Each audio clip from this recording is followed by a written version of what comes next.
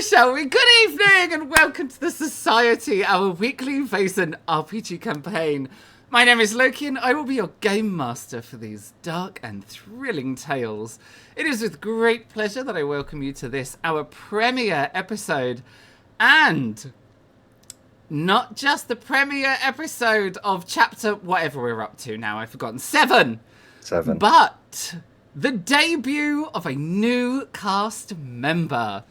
I hope that we delight, fright, and intrigue you with mystery and adventure. So without further ado, let's meet the cast. It's player 2 starts, because player 1's not here. Apologies, yes, I couldn't remember. We had the discussion and I failed. I failed dismally. So, hi, I'm Charlene, and I am playing Lily Holstein Romanoff, and I am a socialite. Next, that would me? be mute. Yep. Or Sarah. Well, I'll go next. I am Sarah and I play Elfrid Jensen, the Forest Ranger. Now it's my turn. Let's go. So, hi, I'm Joey, and I'm playing James Jackdaw, the Mentalist. we've been on holiday, everyone. Can you tell? Can you tell? I thought it was going really smoothly. Oh, we have a number of people we would like to thank for all the resources and contributions they have provided to tonight's episode. The link should appear in the Twitch chat or in the details below if you are catching up on our YouTube.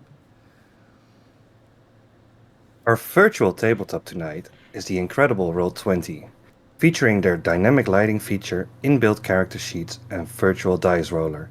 Go check them out at roll20.net. In addition, our battle maps were created using Dungeon Fog and all their amazing assets there. Our character art was created by the extremely talented Shusha, who you should go and check out on Instagram at Shusha UK. That's ZSUZSA UK. Our game tokens and dice roller tokens come from the Vaesen RPG rulebook by Freely and from the artist Johan Egerkrans. I'll get it the right way around as well. Just gotta change it up a bit. It's because someone in the dry run confused you by giving you alternative saying pronunciations. I got it there eventually. Okay. So the music and ambient sounds throughout the stream come from Tabletop Audio and Kevin MacLeod and Income Tech, all provided via the Roll20 Jukebox. You can check both of these amazing artists out via their website at tabletopaudio.com and incomtech.com. I mean, we are a hot mess. We're a hot mess. Let's go to let's go to the intro quick before anything else goes terribly wrong.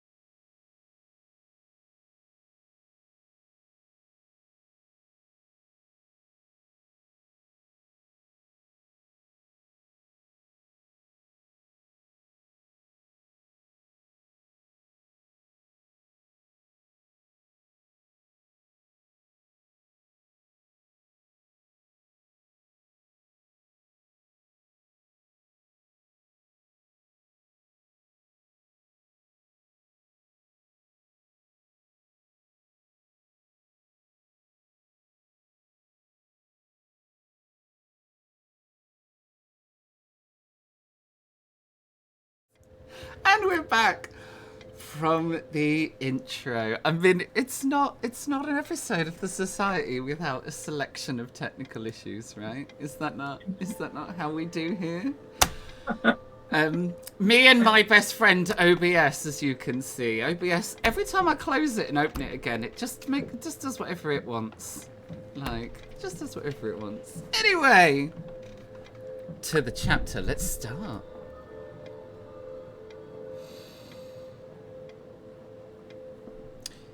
There is a bustling port town on the bank of the Zelda Zee in the United Kingdom of the Netherlands. This once lucrative fishing town is now replaced almost entirely by a huge construction effort. For the Dutch have begun the construction of the world's largest man-made island. It is called the Almere Polder, and it is not too far from the coast of our little fishing town. I will need some spelling. And the spelling is insane because it's all Dutch. Good luck. This little town goes by that. Well, it's not so little actually, for it is a city. It has a university. It is the city of Harderwijk. Joey kind of goes a little side to side. I'm trying, all right? How many languages? Yeah, you are. Just you wait till we start getting into the land of me going, ha, ha, ha, ha, ha, ha, ha. This little city that once was a fishing town, as I said, is replaced by construction. For now, all of the boats in the dock are devoted to carrying tools and workmen and construction materials to the slowly ever-growing island. It is penciled to be a world-first grand construction that will dramatically increase the size of the Netherlands and open up opportunities for farming, housing, agriculture, all the things that countries need. Now, I mentioned there was a university. Mm-hmm. It is a shabby building. Once, it was a grand construction. Its red tile roof and its tower that reaches up over the city, the highest point, in fact, in the city. But the university has been here a long time. But it hasn't aged beautifully. It has become tired. It stands now among the bustle of the city as a light rain falls on the grey streets. The folk of this city amble about hurriedly, trying to avoid the rain.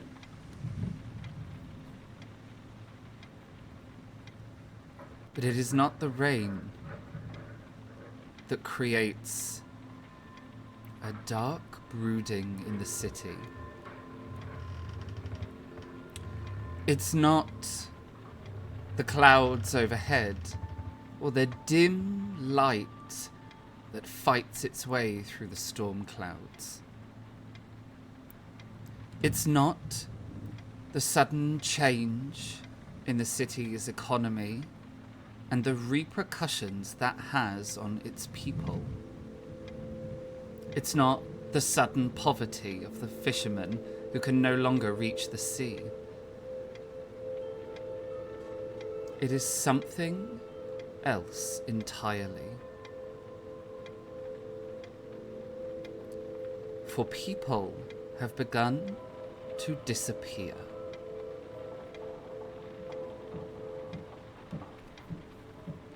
The police have investigated, but there are no bodies, no crime scenes, no struggle, no witnesses. The people just vanish. And these disappearances are being chalked down to fleeing city folk. Those greatly impacted by the economy leaving for pastures new. But the townsfolk disagree. Ghostly stories of apparitions, hauntings, and monsters rising from the sea have begun to circulate through the city. It is a darkness of fear that now occupies the streets.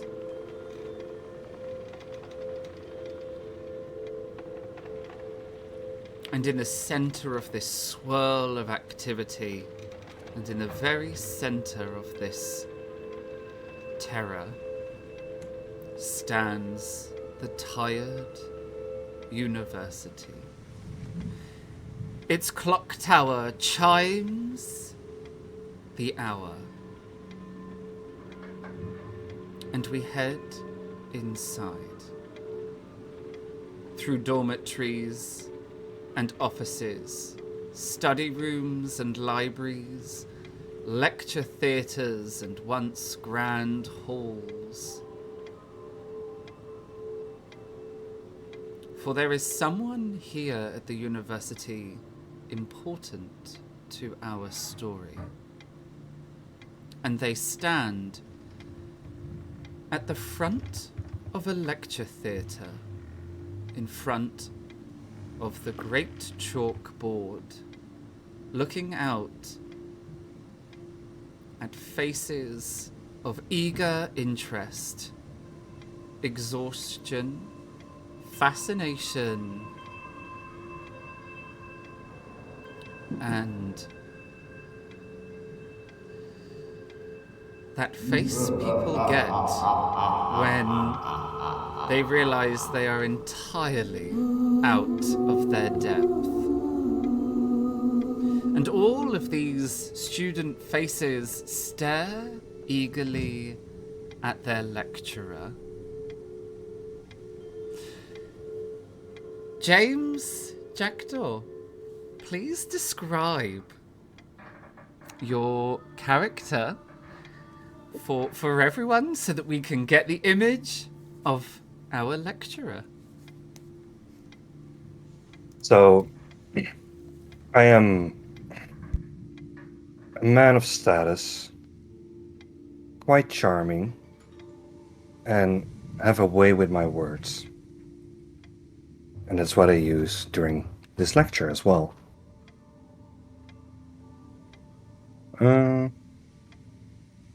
That's kind of it. What are you wearing? What's your hair color like? Are you tall? Are you short? I don't know it in your measurements, but I'm like 180 high. Did you hear the shade? The shade from Europe. Yeah. So I have black long hair, kind of like my hair, just a little bit taller, and two different colors. It's blue blackish, and I have a white stripe through my hair. I'm wearing a beard, similar, like mine, just cut this end off. Wearing a turquoise suit. And on my shoulder is my trusty companion, a raven. Ooh. I did wonder if the raven would be on your shoulder while you lectured. Of course he would. I love this. Yeah. I love this. Yeah. Scratch that then. There are a couple of confused faces in the lecture audience as well. James is midway through a long description on psychoanalytics, its application and its various uses in social interaction, when suddenly the door to the lecture theatre opens abruptly. James falls silent as all the faces in the theatre turn to look at who has interrupted the class. It is one of the university staff, a porter, who hurries in and approaches James, leaning in to whisper quietly, "I'm sorry to interrupt, but I must just borrow you for one moment."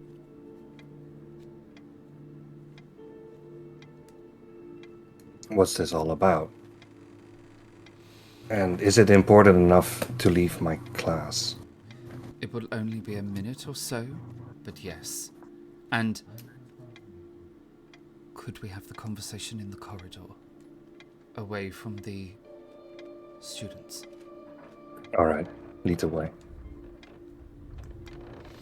You head into the corridor of the university to the sudden rush of whispers that ripple across the students. Closing the door behind you, you realize the porter is pale. And before they even speak, you already know a great many things. They're afraid of you, and more importantly, they're afraid of what you're going to do when you hear their message. It is grave, bad news. The porter takes a little moment to breathe before saying,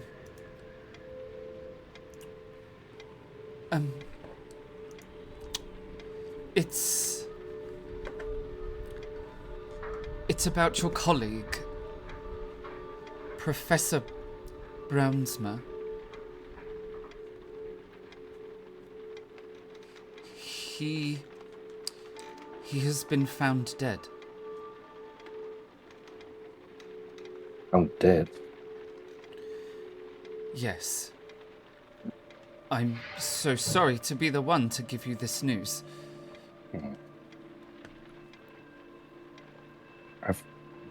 I figured he was disappeared. I figured he disappeared because I'm filling in for him. But that he's dead. Where did you find him? In the university of all places. He was locked in one of the study rooms.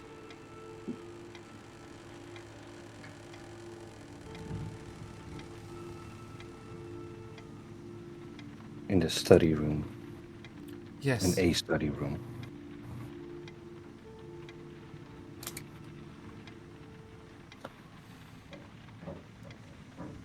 Alright. The police have been notified they're on their way. They're almost certainly going to want to talk to you. The university, the faculty asked that I notify you prior to their arrival so you can be prepared. I will look him straight in the eyes. with my piercing gaze, and I will thank him for bringing this message, and that I now have to return to my class to dismiss everyone and prepare myself for the police. Of course. The porter looks everywhere except at you, clearly very nervous at your piercing gaze.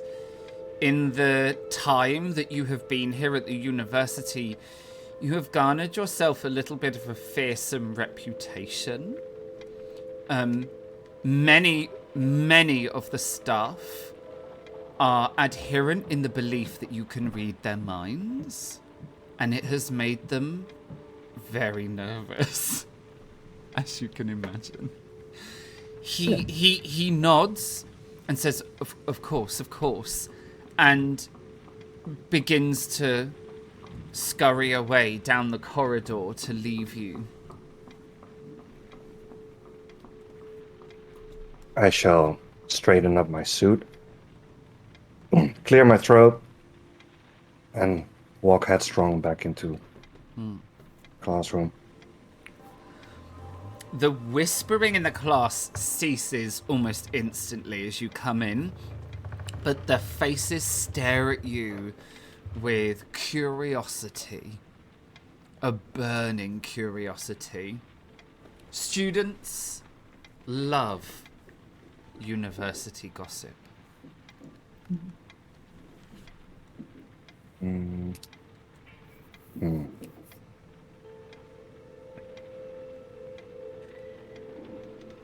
I will not look at everyone, but just gaze in their direction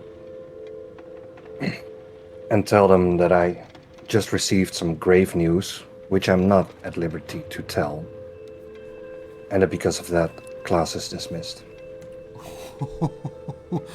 The classroom erupts to the sounds of people getting up, gathering their things, hurried conversation as theories run abound among the students, desperately trying to work out what has happened.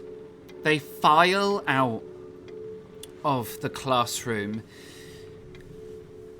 and plunge you into a sudden quiet as the last student leaves and the door closes behind them. You stand in the ruins of your genius lecture, half finished, never to be completed. And you take a breath.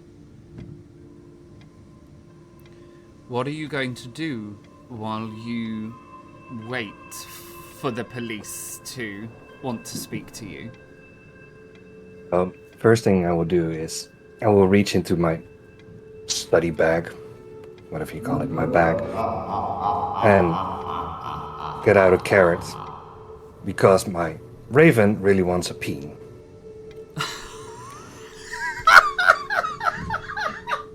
So I'm feeding him. Lost him. And then with that, we lost Luke. What the fuck? Don't you dare. Don't you dare.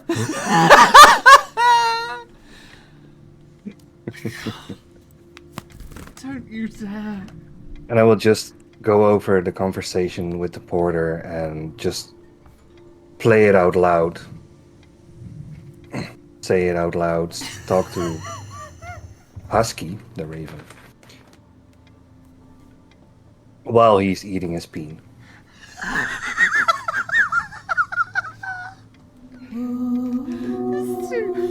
Everyone is sat here like, what the fuck is happening? What the fuck? In this? Peen is Dutch for carrot, everyone. And when I discovered this, it took me months to recover. I still haven't recovered from it. Yeah, we can see that. That's why I had to throw it in. You can go to the shop in the Netherlands and buy washed peen in bags. Yep.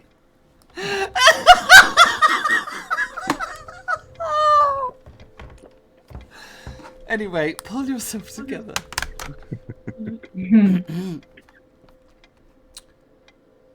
Time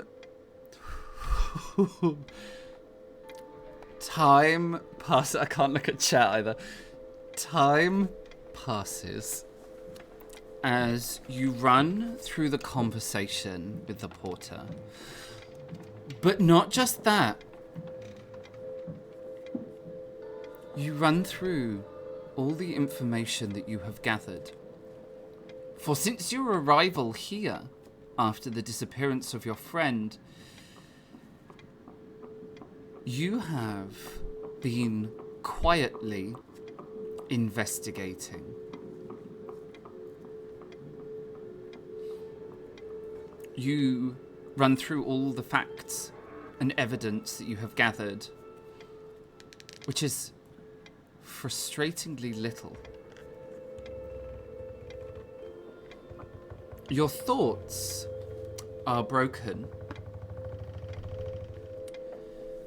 by a knock on the door of the lecture theatre.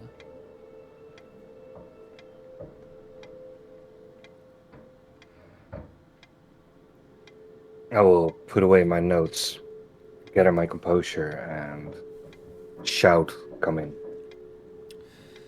The door opens, and a timid-looking face peeks in. It's another porter, a different one from the messenger. This one, younger.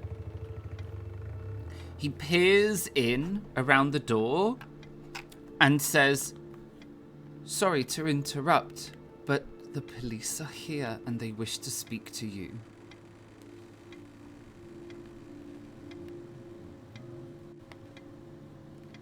Slightly annoyed, because he broke my thoughts, I will react slightly annoyed to him as well, in the way of, "So, what are you waiting for? Let him in." That flusters the porter a little bit more, who then says, and just stutters through words as they open the door. There are two constables standing in the corridor, and they both enter. The porter panically just shuts the door behind them. One constable remains at the door while another approaches you. She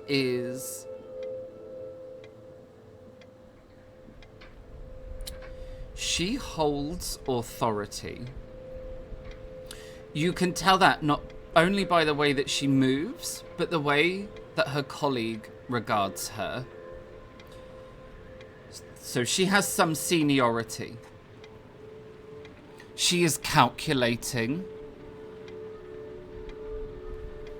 And she's quite cold.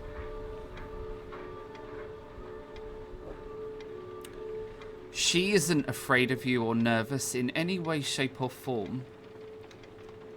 Which is unusual, because you've spent so much time around the university staff, many of whom think various things about you. And as she approaches, she says, "James Jackdaw." In the flesh. Excellent. The university have notified me that you have already been told about the demise of your colleague. That is correct. Just prior to your arrival. Good. That means we can get straight to business then. What can you tell me about your colleague? About Leonard. So, Leonard was an odd, shy man. Didn't cower from a lot. I mean, he hung out with me, and you've probably seen the students around me. Headstrong, and always happy to comply, happy to be alive, even in the current situations, as you can see by this building.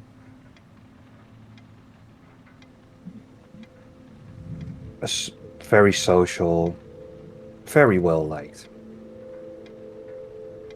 That was Leonard.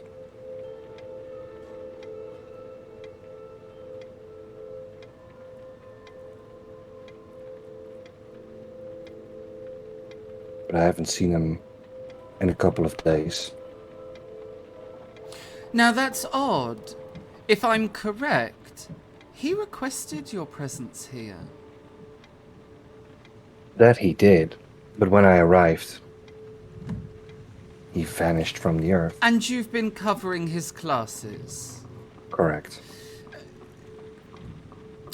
Have you been taking his remunerations for those classes? I have. I see. About his disappearance. Do you know anything about that? Nope. Like I just said, when I arrived, he already disappeared. And I've been looking for him around the campus, around everywhere, but I couldn't find him.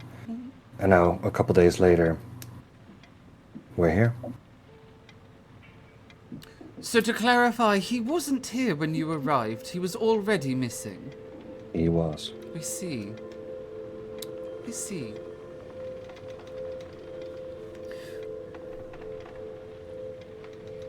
I'm going to ask some more questions, if you don't mind. Go ahead. Off the top of your head, can you think of anyone that would wish him harm? No one. No one at all. No, like I said, he was well liked.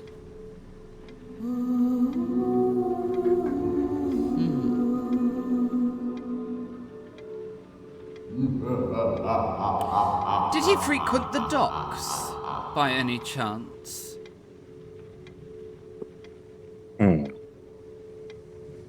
He could have. But I can't say for sure. So you don't know if that was a favourite place of his, somewhere he would hang out?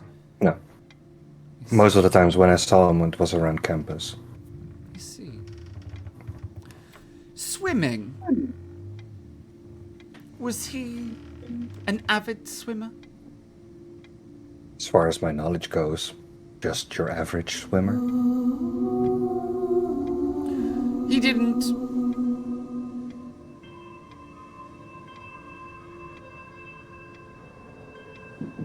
He didn't frequent the water for a swim on a regular basis? It wouldn't surprise me on a nice day. I see.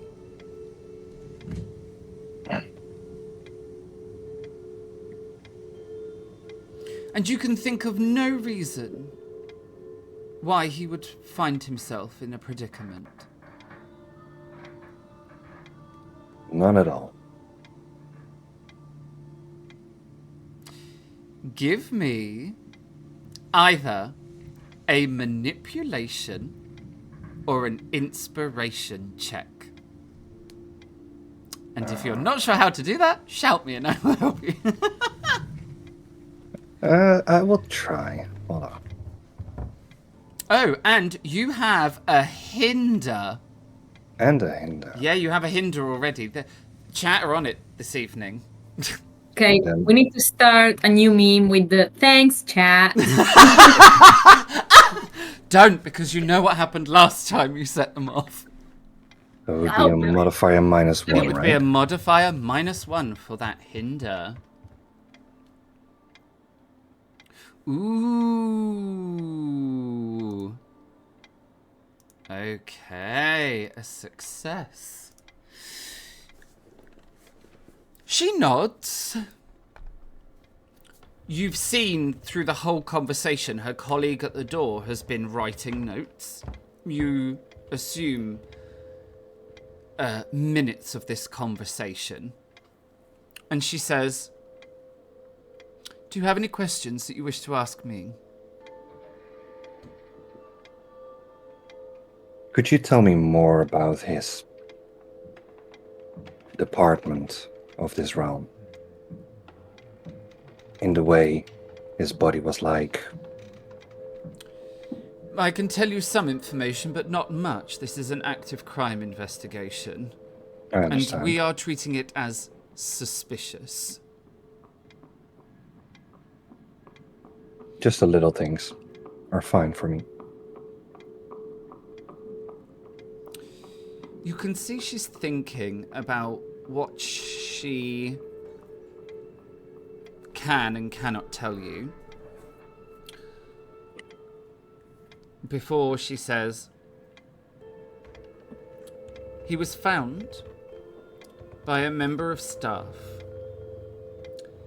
in one of the study rooms on the first floor. It was locked from the inside." That's odd. That's not the odd part. The preliminary investigation suggests that he drowned.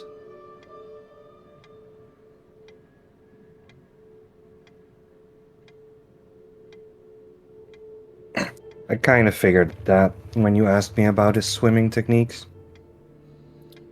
Yes, well, we're trying to find explanation as well as cause and motive, as you can imagine. Yeah. Was there water near his body? No. So, nothing at all. Just a body. Just a body of a drowned man locked inside a room without any water in it.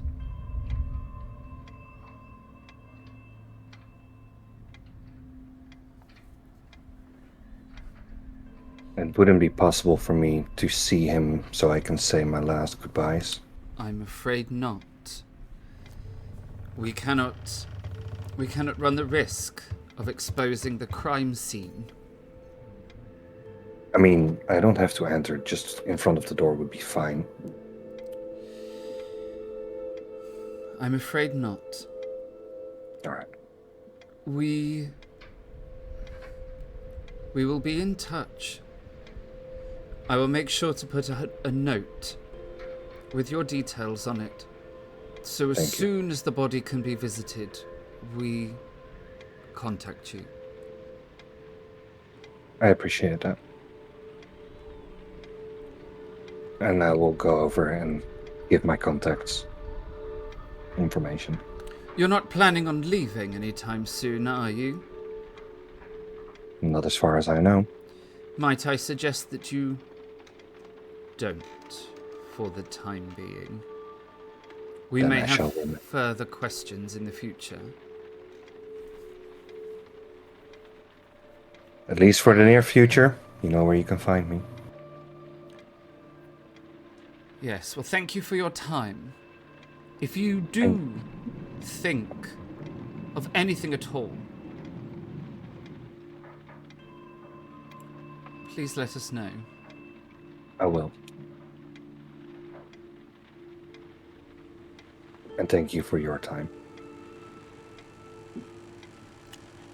Just doing my job. A little thanks is all it takes.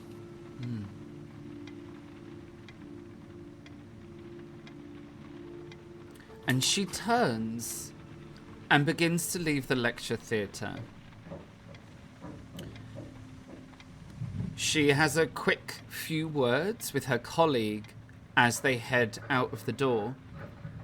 And once again, you are plunged into the silence of the empty lecture theatre, with only your thoughts,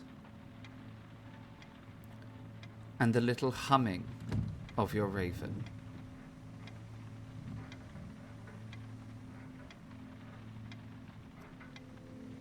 In the meantime, I'm also grabbing my notes and write down the conversation I just had with the constables.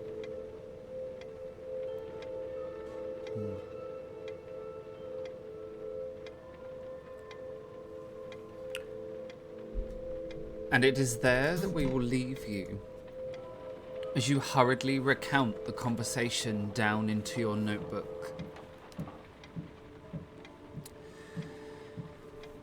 And we will head over quite some distance away, in fact, hundreds of miles, to where we find Lily and Elstrid. Now, where are you? Are you in Urdegarden? Are you in the hall under the mountain? I'm in the hole under the mountain.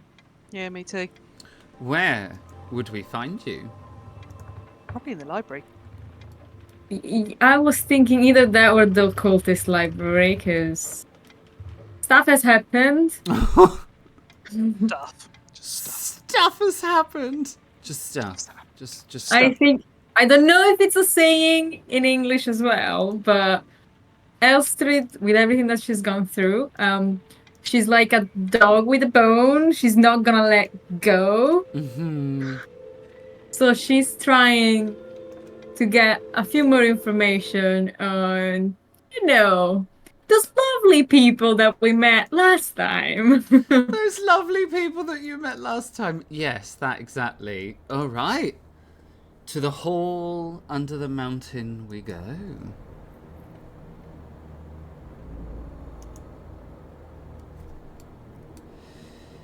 Sitting among the flickering candlelight,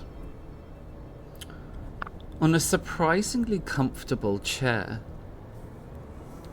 we find Lily, surrounded by the books of the library there. What are you doing, Lily? She's busy sort of reading up since her last adventure and her near-death experience. She's really been trying to gauge this whole new world that's come in, being a Thursday child, and really starting to get to grips with the whole society and trying to just learn more about it. So when she's not busy partying, shall we say, and leading her socialite life, she's here reading, which again is a massive thing for Lily to have really taken into books. It's a new sort of surprise hobby that now actually, beforehand, it was all the dresses and all the bits and pieces, and yeah, that's still a big part, but actually now in her luggage you'll find a couple of different books, but hidden naturally, because we've got to keep appearances. There are limits. Of course, decorum. I can't be caught just reading any old thing. That discovery that knowledge is power. And this library has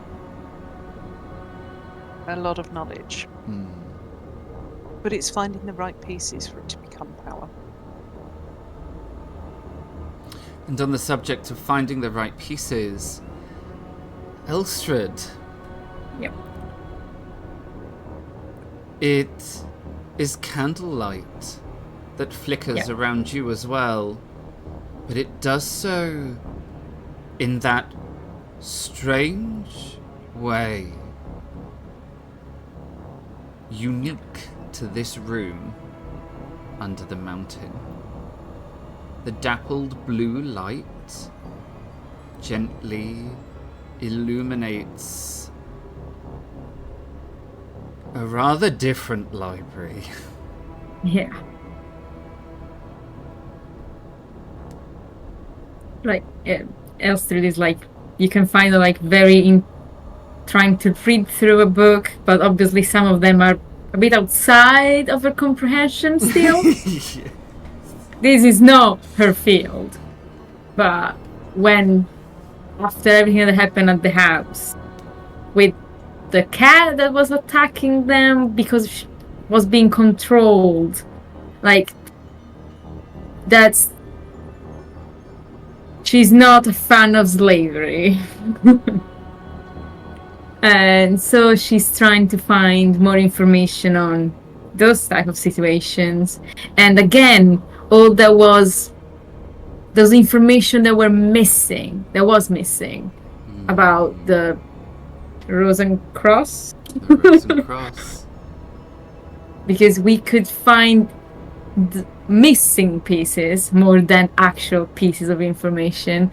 And she's like, not gonna happen again. I'm gonna find the missing pieces, even if it's a blank space that gives more info than not. Yeah, absolutely. So we have in one library, knowledge is power, and in the other library, know thy enemy. Yeah. The two of you have been residing in the hall / Garden for the last few days. Mm-hmm. And you've settled in to a surprising companionship. I fully visualize Lily and Elstrad getting on like a house on fire. Once Lily and Elstrad get to know one another a little better, like in a kind of frightening way. You know when you think, you know when you have two friends and you think, God, if those two people ever met each other. Yeah, I have a very specific idea. Oh, yeah, big question. Where is Skadi? Because I'm assuming Skadi will not come into the occultist library. I think she would love to stay with Lily in the other one. That is very true, and I had forgotten. One moment, please. Forgot about my dog. There you go. Fixed. I fixed it. Sorted. It's all okay. I fixed it.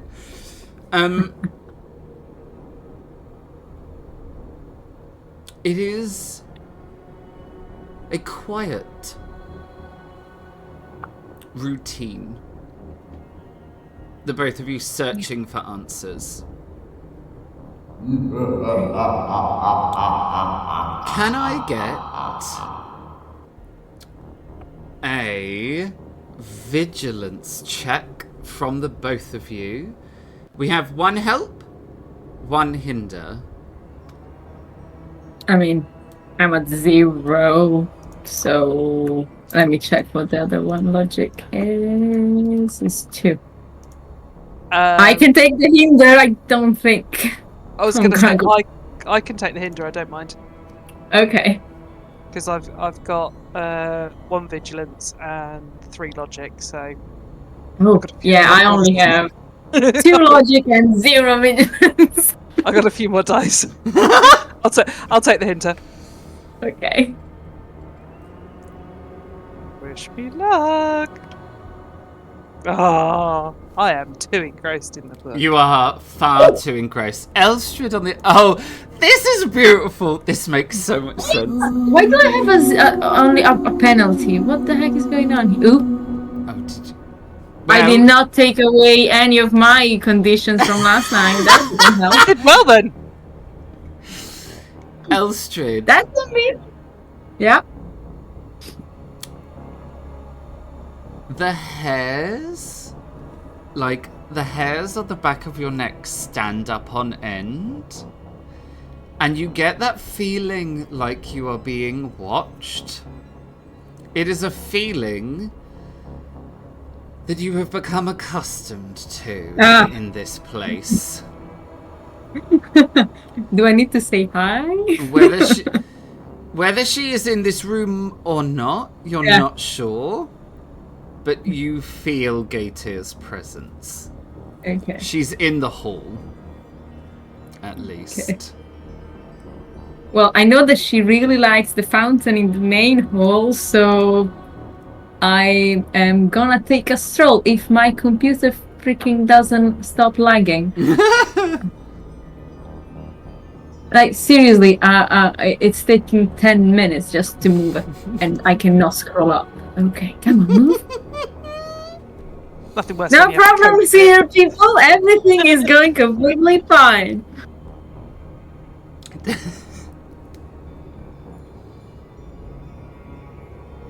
I'm gonna step into the library. Like, Lily. You hear the tippy tap as Skadi hops down from the chair and runs over to you. Yes, Elstrid. Have you found anything of interest? Unfortunately, no more than yesterday. There is really not much going on here, but did you feel that? Can you feel that? Feel what? Oh, wait, you haven't met her yet, have you? Met who? Stop talking wait. riddles. I am sorry, I'm not trying to. There's a lovely guest to the Hall of Residence that I've met my first time around here, and I think she's around. Her name is Gaetir.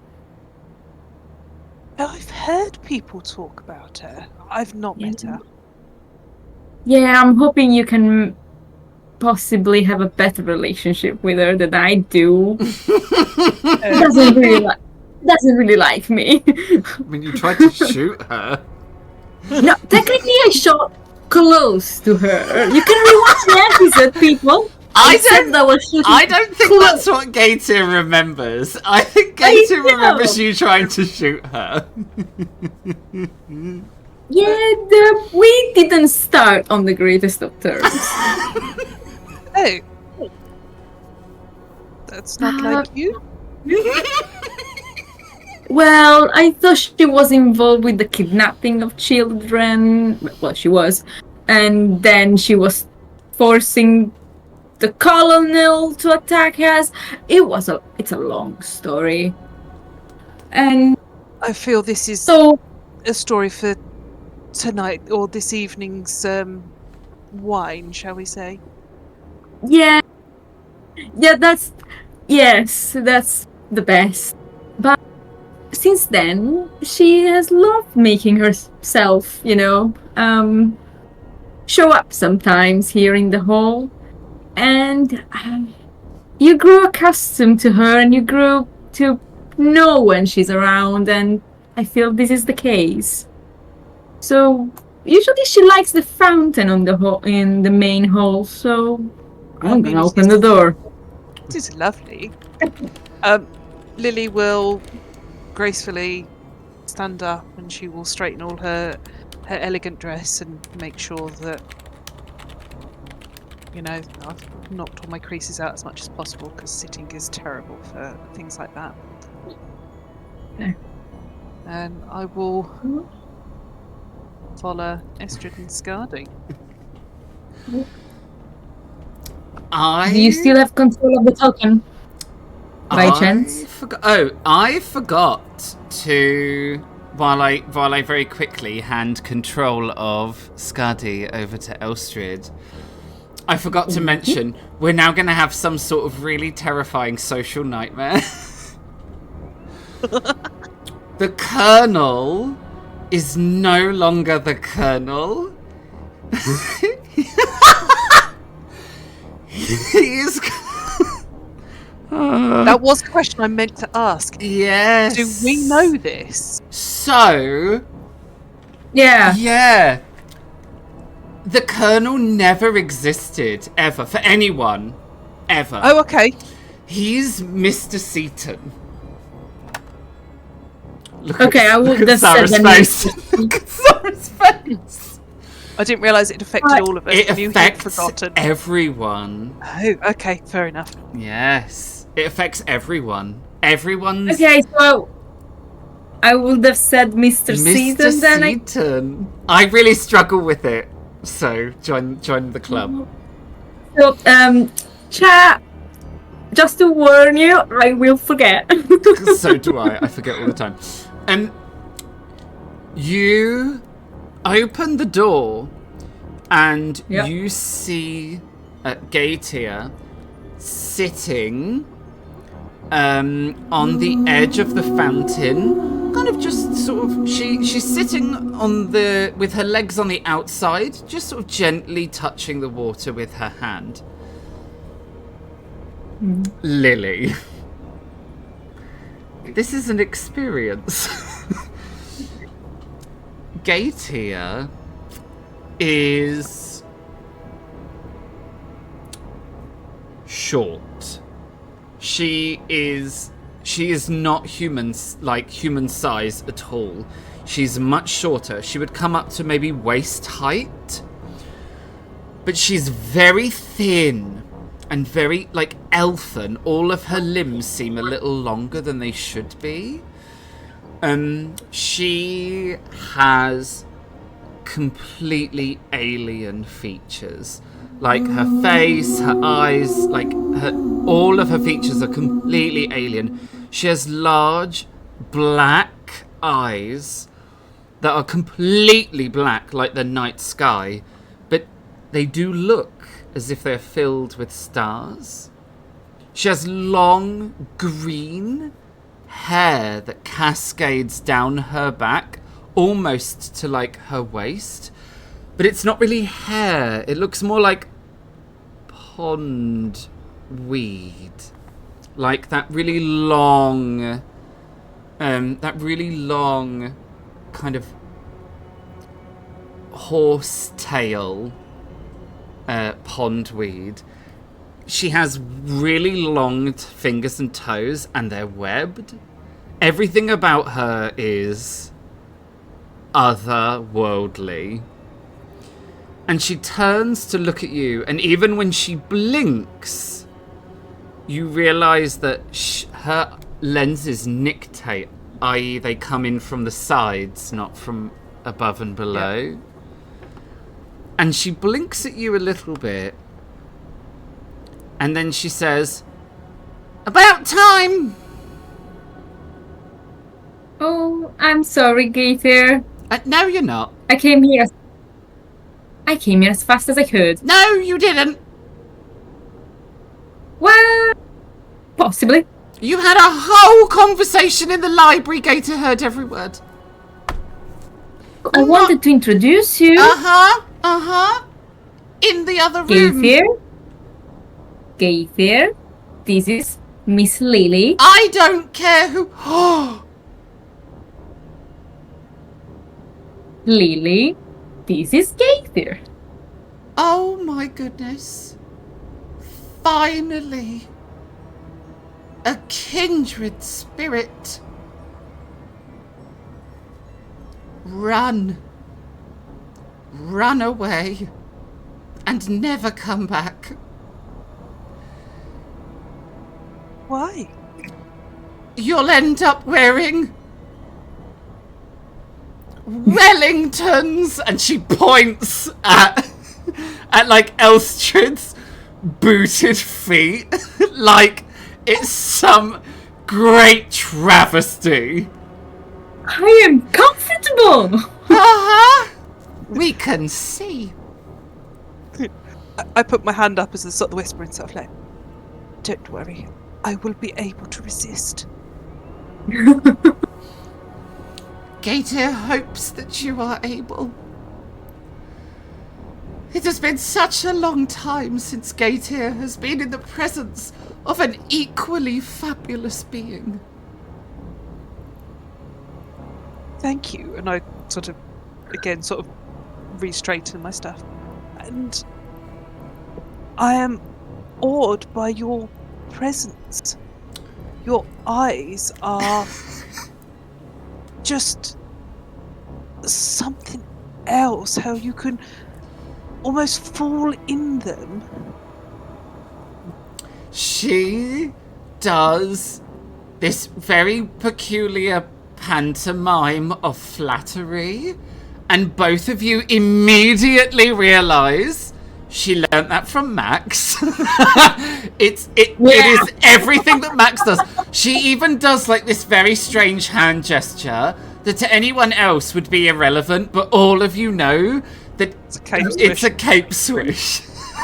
Even though she doesn't have a cape, she still does the little swish. And she revels in your compliments, and she says, "Oh, at last, Gator has waited a lifetime surrounded by the unfortunate." And again, she points at Elstrad.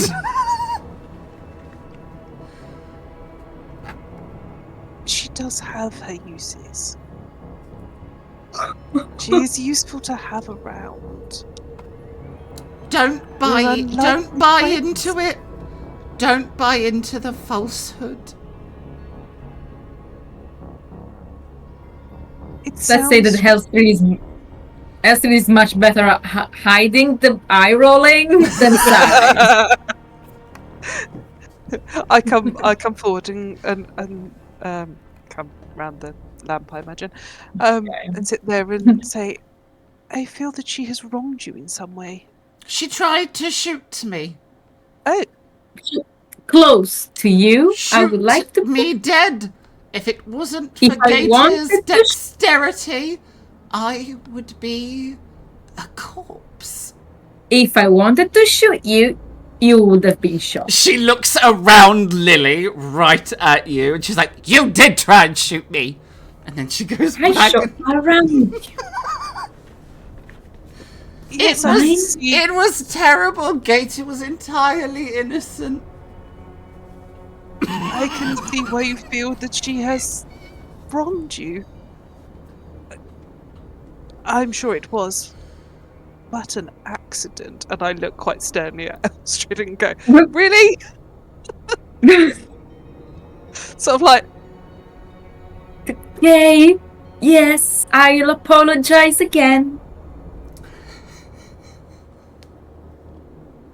will that be okay, Gator? Will you forgive her? Maybe. It would melt my heart if you would. Well, seeing as you asked so nicely, if the Wellington wearer apologises, then maybe Gator will forgive.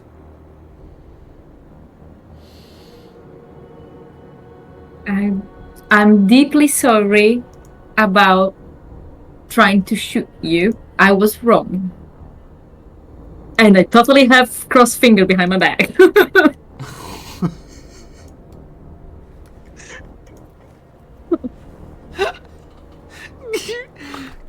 Give me a manipulation check. You do have a help, though. Oh. Yes! What? Carry on. Mm-hmm. Success! Oh, no, wait. That's vigilant. I haven't rolled yet! Yay! Thanks for calling it, Luke!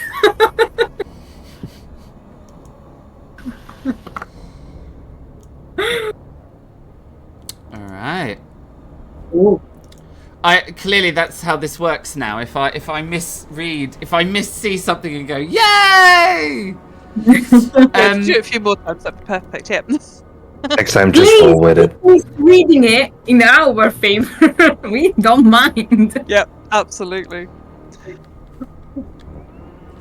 And once Elstrad's apologised, I come and I sit on the edge of the fountain, because I'm assuming it's almost like beautiful stonework and can be... It's a bit wet. Well, I tried to avoid the wet patches, I'll be honest. And I sit down next to Gates here and go, oh yeah, good. So what brings you to the hall? Oh, Gator lives here. Sorry, you broke up. I didn't get any of that. Oh, Gator lives here. Oh! I've never seen you here, though. Oh, there's obviously parts that I've not seen, so you must be there. She comes and goes as she pleases. And Gator's not a prisoner. Oh, exactly. I agree with you.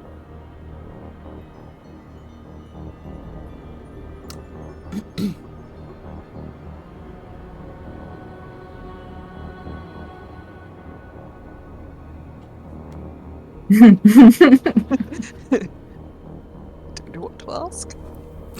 Is everything alright, Gator? Usually you come with comments or messages. Oh, yes. When Yes, you're right. Gator does have something to tell you. oh, Do pray tell. Please help this one to dress better. And she points at Elstrad. And I look at her and go, I am but trying. I mean, her shoes are clean for a start, so I'm getting there slowly. It's a work in progress. Good luck. Gator feels you'll need it. Give me time. But, A lot of time. but yes, I do have something other than the necessities. You've had a message at the house, but you're not there. oh, Then we better well, return. thank you. Huh? We better return to the house. Yeah. Well, thank you for letting us know, Gator. I mean, you could just ask Gator. Gator did read the messages. Gator reads all the messages. All of them. Every single one. Perfect. That will save us a huge amount of time. Gator, what does this message say? This is what we call efficiency. And she looks right at you, Elstrad. And certainly not privacy. She just ignores you. Of course. You've had a message from the strangely clever buffoon.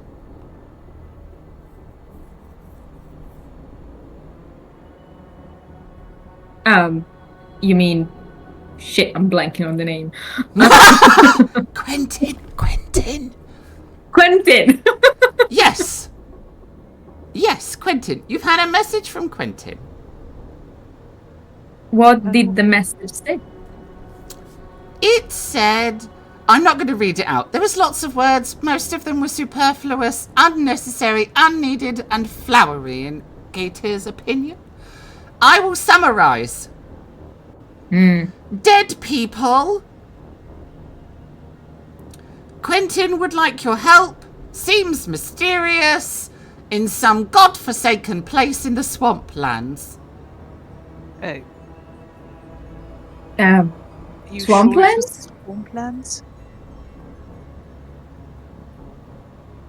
Well, unless in the last several thousand years someone has fixed them, then yes, they're still the swamplands.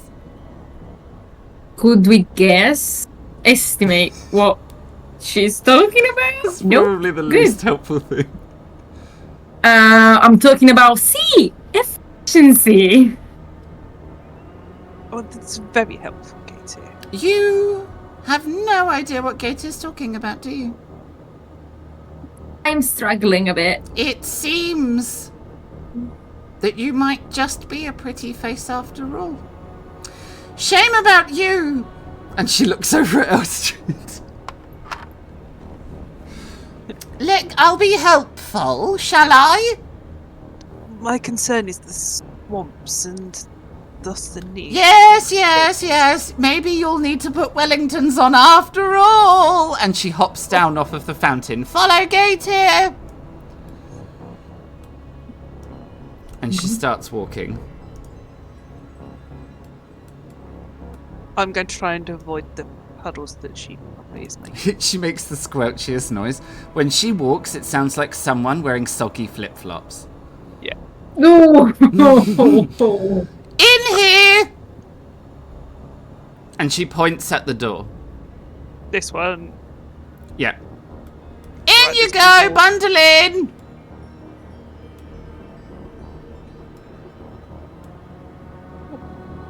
Oh. It's darker in here than Gator remembers. Need to put some lights on then, I feel. One moment. And she just disappears into the darkness. And all you can hear is just the squelchy flip-flop sound.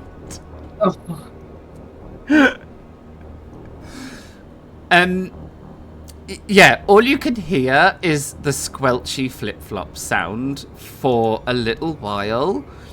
And then, after like a couple of moments, Gator goes, you hear Gator, here we go.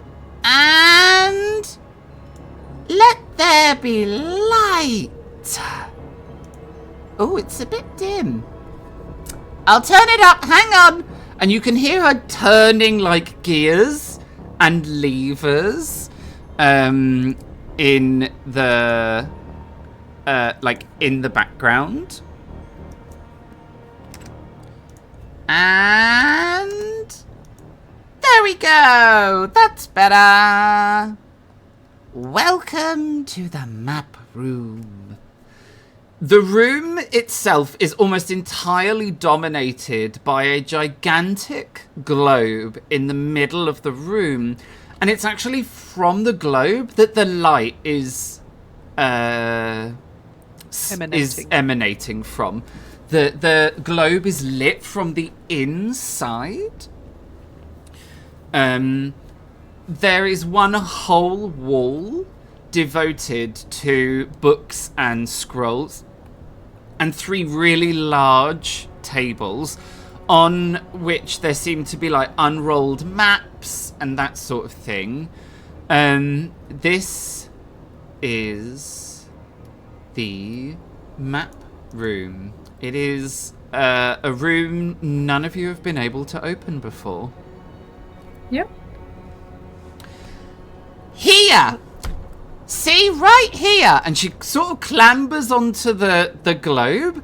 The tips of her fingers expanding and flattening so they're almost like gecko-like. And she sort of clambers up the... she kind of clambers up the globe like a little gecko. And then she points. Right here in the lowlands. It's filled with water, waterlogged. It's a swamp. And she's pointing. She's pointing at the Netherlands.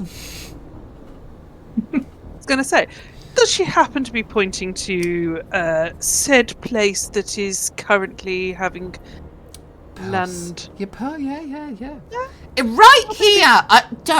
I don't know why he'd want to go there. Marshes as far as the eye can see. It's like entirely water. Right. Now, with this whole creation of land, I'm assuming newspapers and stuff. Yeah, have been it's reporting on this, so it's not They definitely are. a Yeah. thing, and a sort of. And the Netherlands haven't been like swampy marshland in like thousands of years. People have lived there for hundreds of years. Like it's not a waterlogged marsh like Gator is saying at all. I don't think it's quite as wet as it used to be. Don't be telling Gator it's drying out. Humans have had their hand in it, but It's ridiculous. Ridiculous. I think there's a book on drainage and stuff. I just Gatia already knows everything. She doesn't need on books. beyond like above like Gator's head, because I'm assuming taller. I'm just like, why are you even trying? I don't know these things. Gatia knows everything. All things. Everything.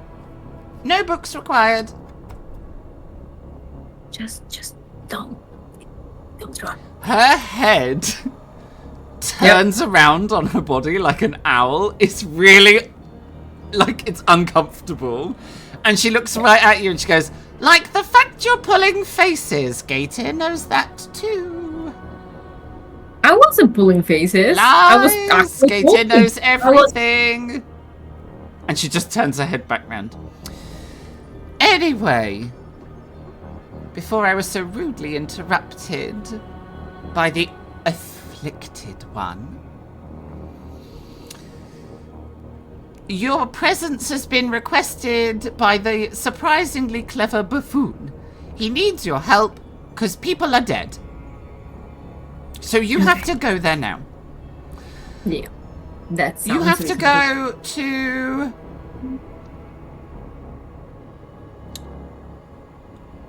the Universiteit of Harderwijk.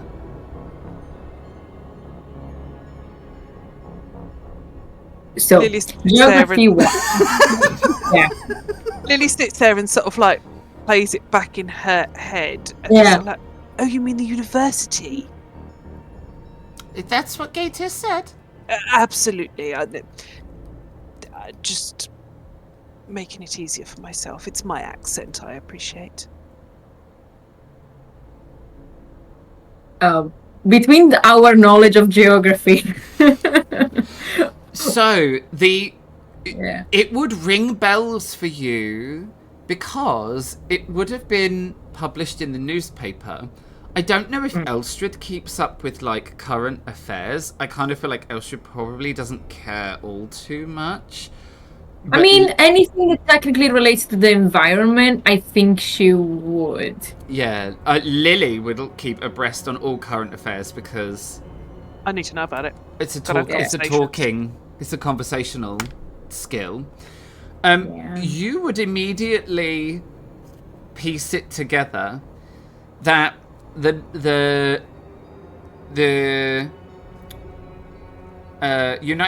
Netherlands and the Dutch Empire have just announced.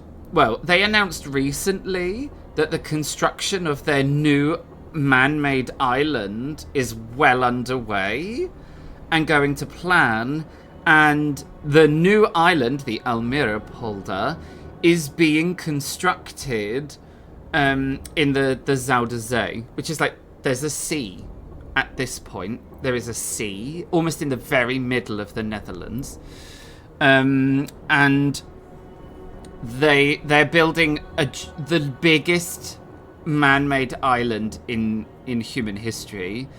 It's all being run from a city nearby called Harderwijk. That's how it's spelled. Yep. Go on, Jerry. You say it properly for us all. Harderwijk. See? I also posted in chat, by the way. Harderwijk.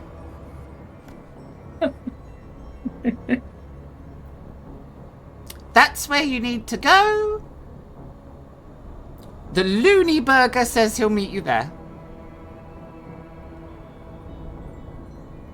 Okay.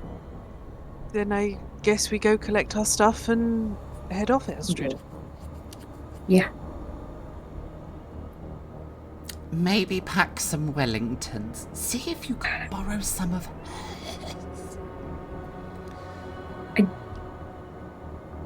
I don't think Lily will appreciate sharing. Fair point. Well presented. I think that's the most sensible thing I've ever heard you say. I think I will be able to get a better set that works with my dress. Sensible. Divine. See, you can be functional and beautiful at the same time.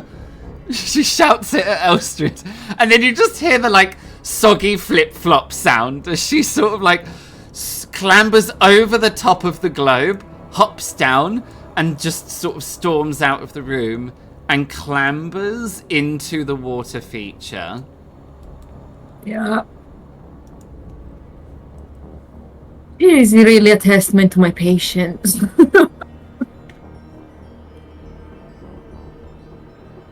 But yeah, I would say maybe we should also pass by the house to collect the actual message. Yes, make sure we've not missed anything, shall we say? Yeah. For the details. Just for the details. Yes.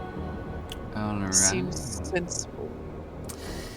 This is probably a perfect opportunity for us to go on a break. It's like a lovely natural gap in the story. So we are going to go for a short break so that we can, well, we're going to have a short rest. We're going to roll some hit die. We're going to drink some health potions. We're going to eat some consumables. We're going to set a watch, of course, because we don't want to be ambushed. We will come back on the hour. Is that all right for the cast? Yeah, fine. On the hour. All right, lovely. In that case, then we're going to go for a short break, and we will be back on the hour. We will see you then.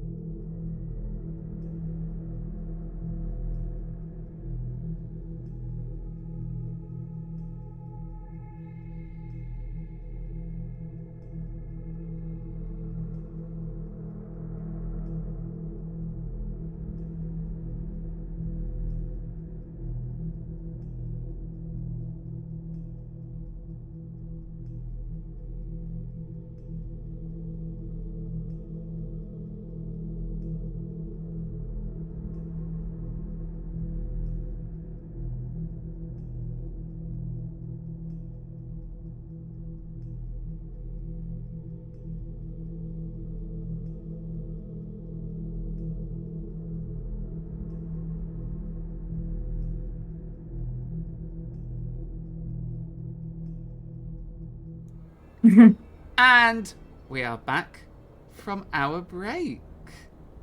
I think. Are we back? Who knows We at are. this point? I'm just going to crack on until someone tells me that it's broken.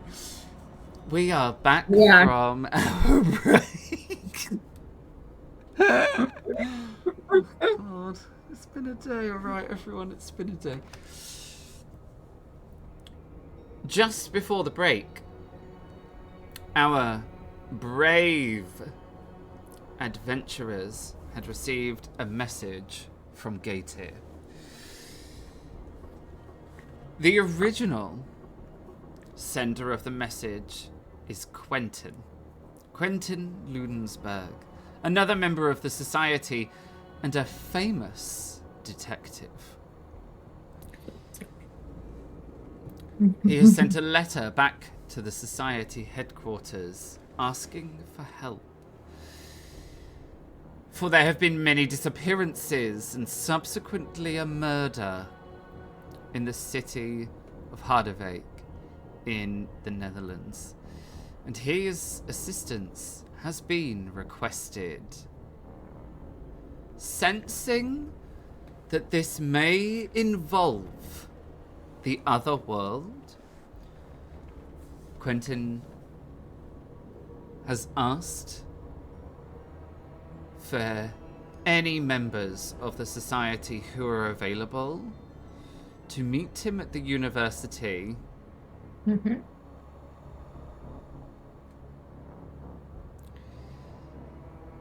Elstrid and Lily heed the call for assistance from this letter,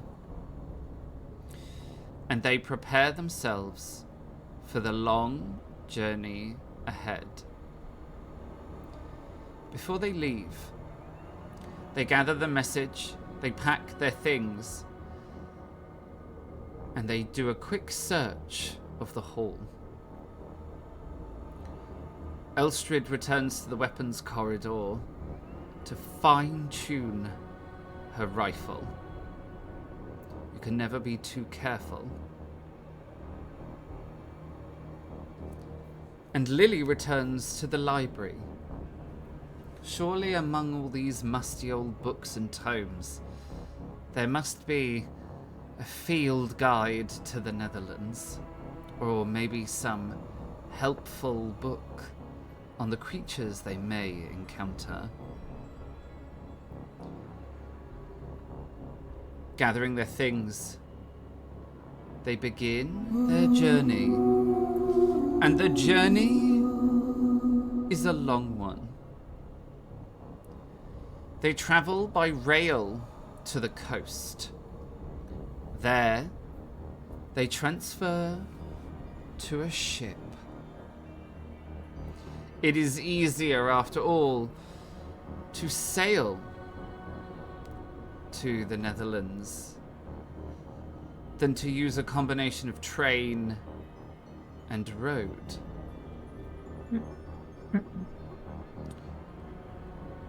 The journey is a long one, but thankfully this time the travel was arranged by Lily, and therefore the journey is comfortable. If not maybe slightly awkward for Elstrid. I feel very underdressed here.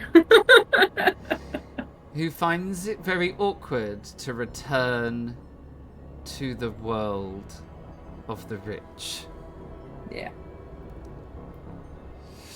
There is some excitement and commotion aboard the vessel as you travel around the Hook and into the Zauder Zee. And even more excitement, for you can see on the horizon as you come into port the Elmira Polder off in the distance. Almost like a mirage, the illusion of land erupting from the sea. The final part of the journey is a horse and carriage. It bundles you out of the port town that you arrive in and into the city of Harderwijk. The university is not what you expected it to be. Mm-hmm. It's tired. It looks weathered and old. The passing of time often makes buildings seem grander from a golden age. But time has just worn away at this university. It's drizzling. Grey clouds blot out the sun, casting dreary shadows over the town. It's not really rain, but it certainly doesn't take very long to be sodden through. Thankfully, there is a carriageway into a courtyard of the university, where a giant fountain bubbles lazily. Once grand and austere, now just a part of this aging behemoth of a building. Is the fountain working? It is. It is working. Quite lazily, however. You had hoped that once you came on the inside of the university, it would brighten a little. There are some cheery plants in a well-maintained hedgerow on either side of a pair of grand doors. From the moment that you entered the city,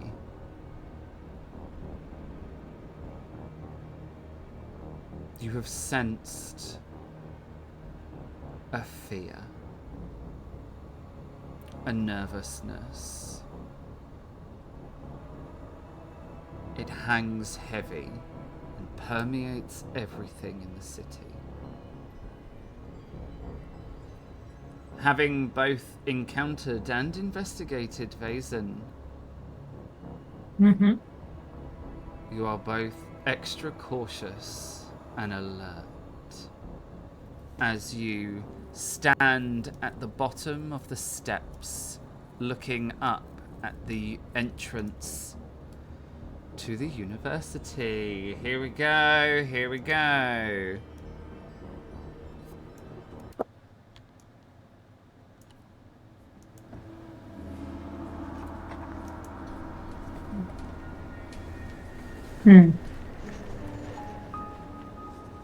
Well, it seems a bit, shall we say, tense around here. But I think we should get inside before we're any more wet and this dress is ruined for life.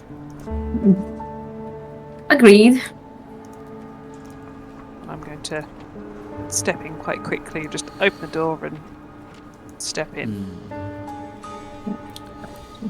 You step in to a grand entranceway. 2 flights of stairs rise up and circle the room, in the center of which is a great marble statue.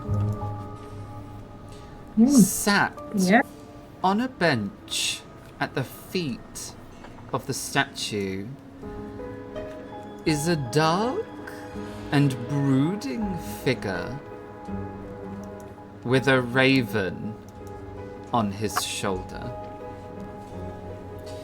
He looks up at you as you enter into the grand entrance hall.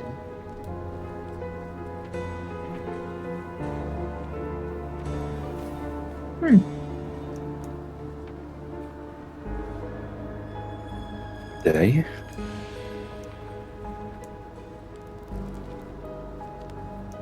Hello. And I will stand up and... Oop, no, that's the raven. Yay! Raven stands up. Token troubles! There you go. I can do it. I will make my way to you and reach out my hand. First to the one on my left, which would be Elstrid. Me? Her? First. Uh-oh, favoritism. That's the problem. This is not how this is supposed to go. Oh. Hello? And when I grab your hand, Yeah. I will look at you. I will be saying, country born. Well. Interesting. My name is James. Elstrid. Pleasure. Yeah, likewise. And I will make my way to Lily. And do the same riddle all over again. I will bend my hand. As you offer it to shake my hand, I will naturally put my hand over for it to be kissed. Yeah. I was holding my hand out like... I was gonna say, I'm not doing the shaking of hands. That's not how it works. Oops. Absolutely. It was an underhand. Oh, that's all right then. Yeah. So I will grab your hand, give it a kiss, and I will be like, highborn, high class. Interesting. I take it you're here to take us to the Dean. As he is not. Not as far as I know. I was told the dean will meet us here. As? Then where is he? It's very Not here. It's very You improper. see- The lady waiting. Yeah, you see Miss Holstein is not used to waiting. Neither am I. I feel like Skadi is possible, like jumping around, kind of getting close. Damn dog Interested by the raven, mostly. Oh. I wouldn't let your dog be too close to my raven. Well, that's an interesting choice of companionship. We're But all yeah, I'll try to different keep, creatures. I'll try to keep Skadi a bit more like heel. You hear and see the approach of an old wizened gentleman wearing like university robes. He approaches and he says, "Ah, I see our guests have arrived." And I turn. I'm like, oh, Dean. What is his name? Information. Dean Wesselman. Thank you, Dean.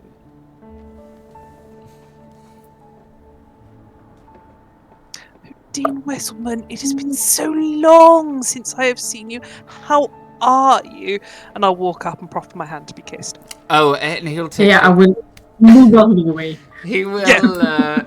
He will Not take your extra, not like- hand, and he will be like, "Ah, Miss Holstein Romanoff, it is a pleasure to have you at the university." All the times you've told me about this building, and I am so distraught that I have not visited you sooner. Do please take my apologies for not visiting sooner, but I'm sure you understand. I understand completely. Now, come, we should find somewhere we should find somewhere more private to discuss your stay. Yes, and maybe somewhere where we can dry slightly. Ah, yes, of course. I will get porters to come and collect your things and take them to your room. When we are done discussing your stay, you can retire to the quarters that we have assigned to you. Wonderful. Come this way. And he motions in this direction. And he turns to you, Elstrad, and he says, well, you wouldn't mind closing the doors, would you? That weather is awful outside. Oh, and Professor Jackdaw, do come with us, won't you? Sir? I love the fact that he gives order without even introducing himself to me, but sure. I mean, really awkwardly, he's gonna make the assumption that you are like Lily's assistant. Yeah. Come on in. Take a seat.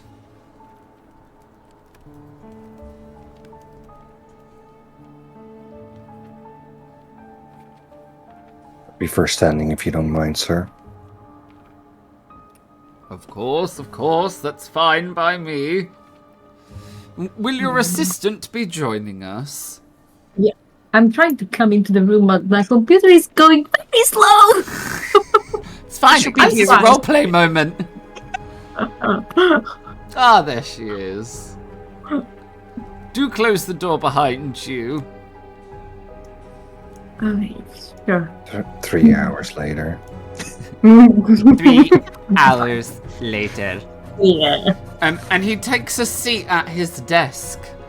And he says, so, you must tell me, to what do we owe this pleasure? Well, I have been invited to a social event to help raise money, and it's in the next town over. And I thought, well, it's not for another week or so, and you've always been so good in offering stay that I thought I would finally take you up on this offer and come and visit your magnificent establishment, because, well, why ever not? Well, that would be... It's a delight to have you. You are a ray of sunshine after an extended period of cloud. Thank you. And I am always been intrigued by your wealth of knowledge, and I will be honest, I would quite like to see the library here as well, if that is at all possible. It has some, as you've put it, some beautiful, rare and unique pieces of folklore and history of all those things that go, shall we say, bump in the night. Oh, yes, but of course, consider the library yours. In fact, I would love for you to enjoy all that the university has to offer. While you are here, you may as well take in all of the sights, and we'll see if it is appropriate. We may be able to arrange a visit to the private university collection. You do flatter me. This is such an extraordinary offer. How could I ever repay you for your kindness? Oh, no need at all. It is a pleasure to have you, but I'm afraid our conversation must turn to some more troubling matters. Oh, do pray tell. Yes, it seems there is some unrest in the city, outside of these walls. The university will stand firm as it always has, but outside the lay folk, there is some disturbance. I did notice as we were coming in that there seems to be an unrest, an odd feeling. I just put it down to the weather. Oh, yeah. Well, the weather has been rather drab of late, but no, unfortunately not. We've had a series of unfortunate events. Several citizens have just gone missing. The police force is saying they're just abandoning their old life now that new economy is taking over. So it isn't too much of an alarm, but we've had a most unfortunate business. One of our professors was found deceased inside the university. Oh. That is shocking to hear. It is Have you- the most ghastly news. Have you been able to find the culprit? No, the police are still investigating. These things take time, I've been told. But in the interests of maintaining the safety of our honoured guests, and, well, I'm not quite as young as I used to be. These old bones, you know. Do not be silly, you are so young nobody would notice. Oh, you do flatter me, but I'm well aware of my aging years. This is why I have requested one Professor Jackdaw to join us in our conversations.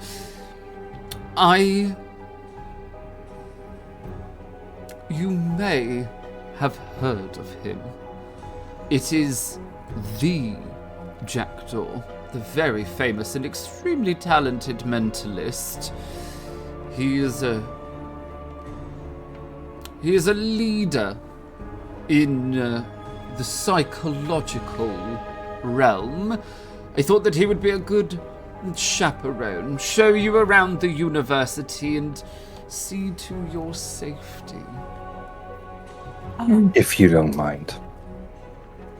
So you are the Jackdaw that the newspapers and you wrote a paper not so long ago that I've The one and only. read through. Interesting. Then I feel that my visit has been incredibly timely to come upon you, and again, thank you, Dean, for allowing myself and Elstrid to stay in this amazing establishment of yours. Oh, you are more than welcome. And on the subject of timely visits, I have some more exciting news for you. Detective Ludensberg will be staying in this university as well. He has yet to arrive, but he also will be a resident. What an exciting time for all of us to be in the presence of such fame. And by fame, I am talking of the true and just fame. The fame of the knowledgeable. I could not agree more with you. Two geniuses under our roof. It is an exciting time. I look forward to our time together and our conversations. They will be most edifying, I imagine. I cannot describe my excitement from all of this. You're quite lightheaded by it all. Well, and here I am delaying you. You are sodden through. Please, let me fetch a porter will take you right to your rooms so that you can rest and freshen up, dry off, and then I'm sure a tour of the university would be in order. Sounds marvellous.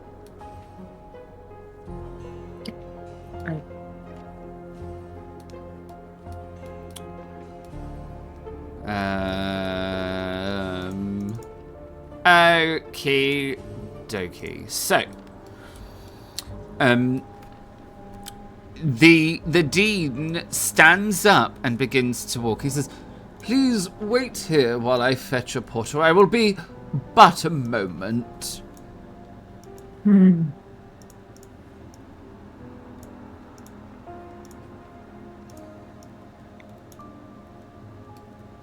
And he leaves the three of you in his office.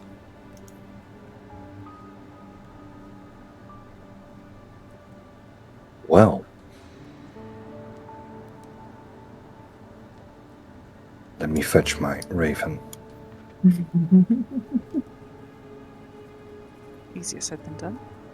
Nah, that's very good, raven. There we go. So, Dr. Jackdaw, how long have you been in residence here? Just a couple of days. I was filling in for an old friend of mine who sadly passed away. This is not the same one the Dean was talking about that Yep. was met an untimely end. It is the same one. Oh, well, that is unfortunate.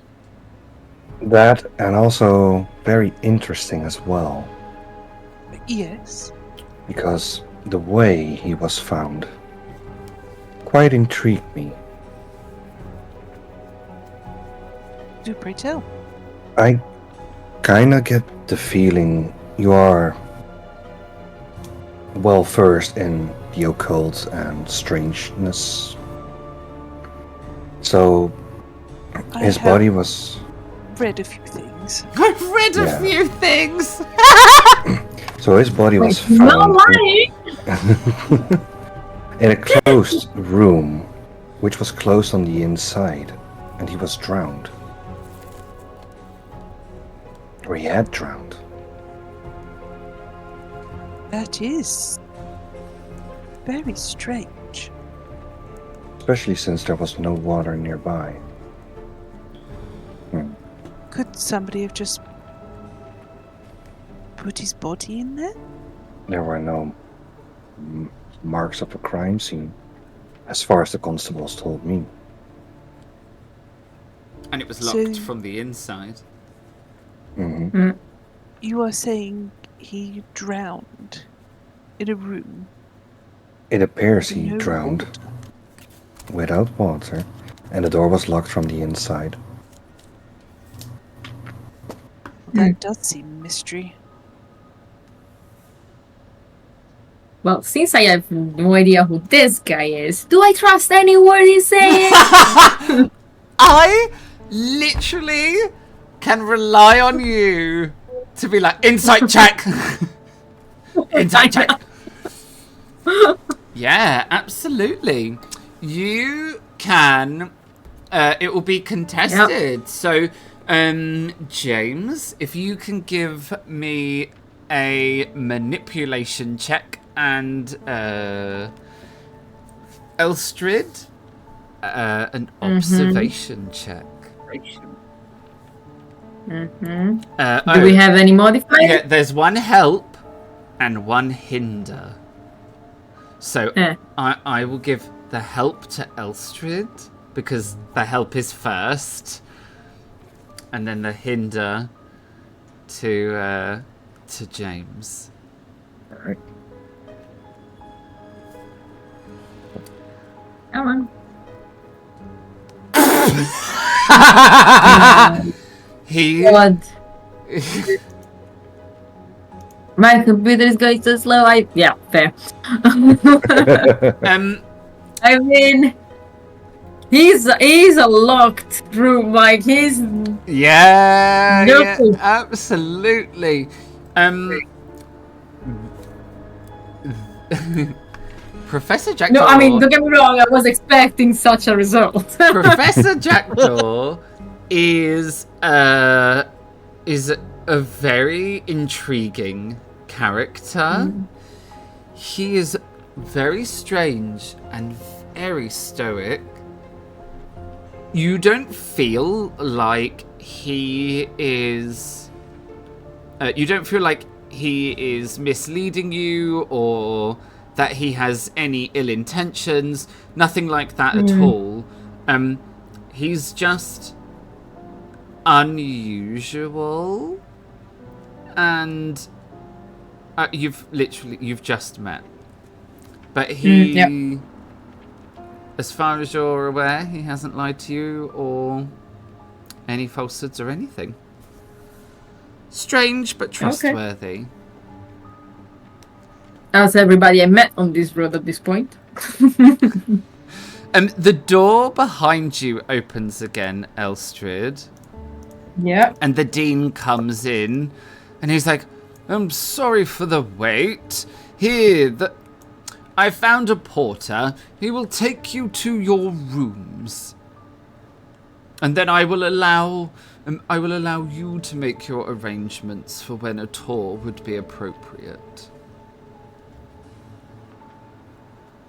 Wonderful. What is the time of the day? Roughly. That is a good question. I'm gonna go with 3 o'clock in the afternoon. No, AM, of course. I was gonna be a little bit sassy and say 3:30, and then everyone in the chat would think it was a different time. Because 3:30 is not 3:30 in the Netherlands. Nope. It's 2:30. They say like 2:30 there. Yeah, we go Like forward. Like they go back and we go forward. Like, yeah, we're opposite directions. Oh, good. So if I say 3:30, That is fun. It's 2:30 for me. Great. Yeah, 3 o'clock sounds perfect. There's no confusion. I mean, there you at could also have done 10 past, half past. I could have said like, "Oh, it's 20 past," and then it would have been like 10 off of 10 before 3:30, meaning 20 past. No, thank you. I'll take Three the sounds brilliant. ignorance on the topic. Time in the Netherlands is complicating everybody. Say, I'll just stick with 3 o'clock. There's no confusion on that one. Okay. Well, considering the time, I think. Shall we say we'll return back to the main hall at 4 o'clock? Just enough time for a bit of a tour and then supper.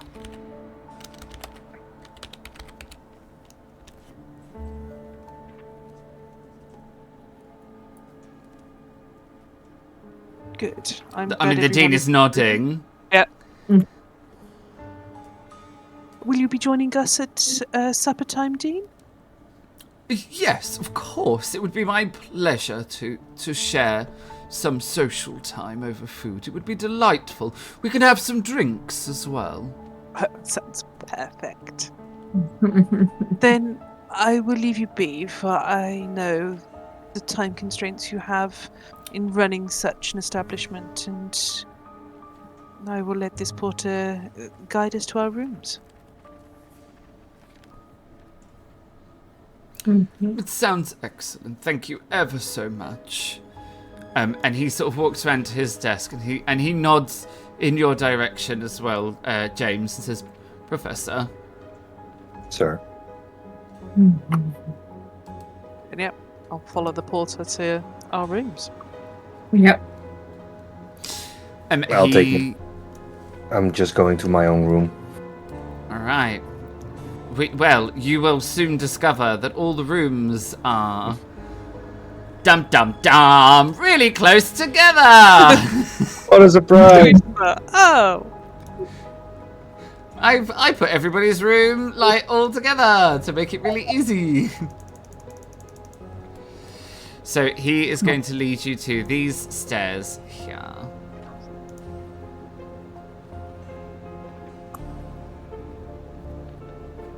I'm losing my patience with my internet today.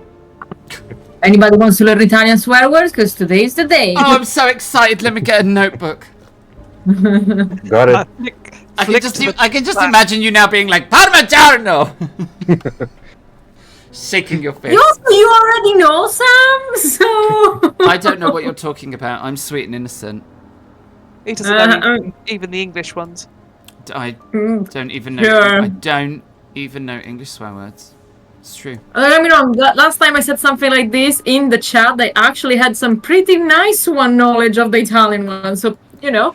It was funny. Okie dokie. Page details. To here, to here, to here, to here, to here.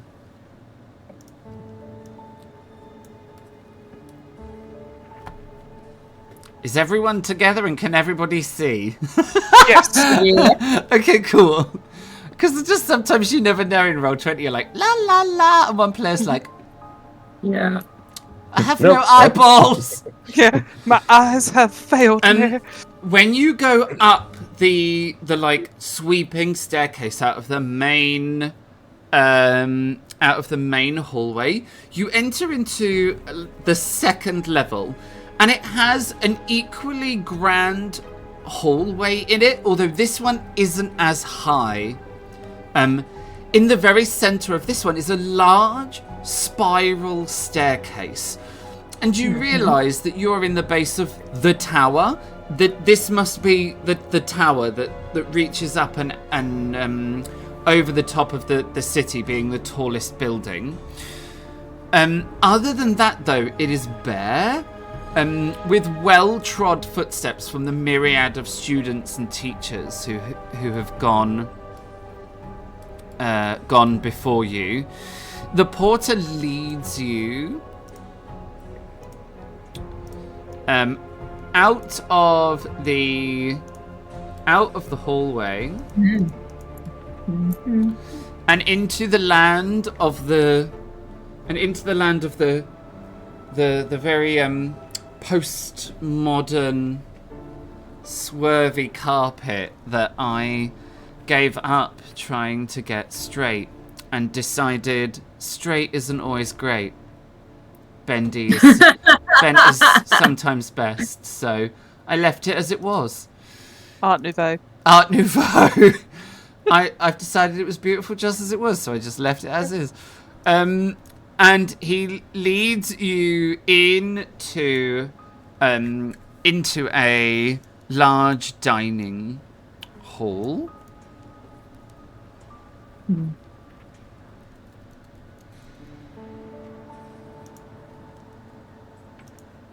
Poor Astrid.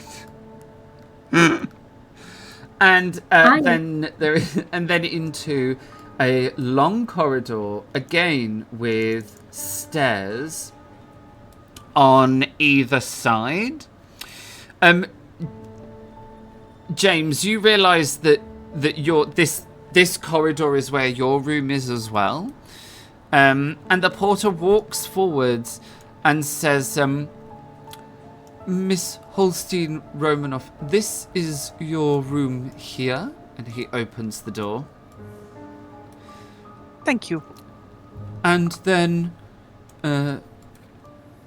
for your assistant, this room here. Just give her a few minutes, she's out of breath from all those stairs. Yeah. Trying to 8 convince Scarlett not days to pee up. later. No, you don't understand. Like, it's seriously, I cannot even. Oh, bless Which you. one is mine? The one right at the end on the right. What the? Sorry. And this one here, I'll open the door. This one here is yours, James. Thank you. You are opposite Lily. Uh-huh. You all now have control over all your own doors, so. Oh, amazing. And then the porter kind of nods and makes his way back to you two and says, all of your belongings have already been moved to your rooms. Is there anything else that I can help you with? Not at the moment, thank you very much. You can bring me a fine spirit. You can see, Lily, you see the porter's eyes go wide, like there's a little bit of fear. And then the porter turns and goes, yes, of course, your usual? The usual. I will bring that right up for you as quickly as I can. And he Thank you. hurries down the corridor.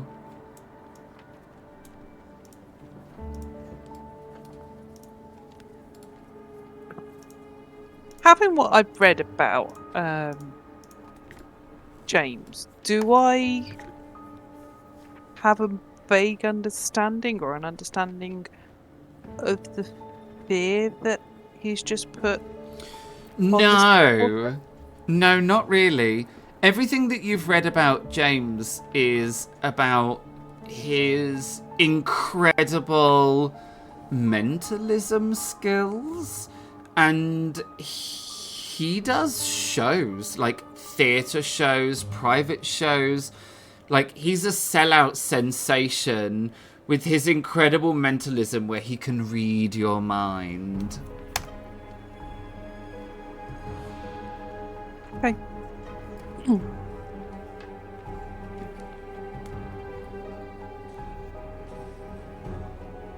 And I will just graciously nod my head. And I I will will take a just small bow. and I will shut the door.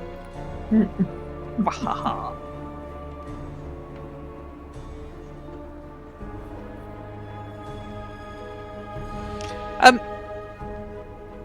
I want to just check my room out that there's nothing untoward given the circumstances.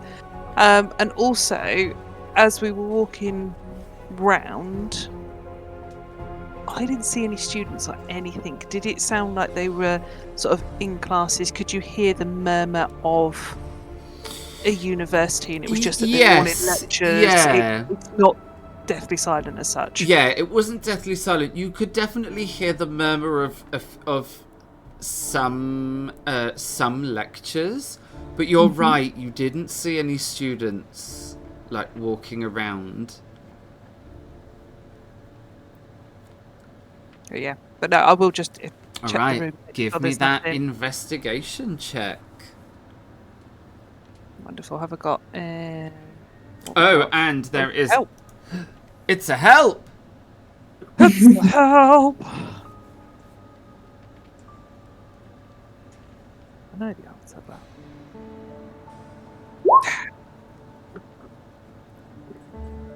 Yay.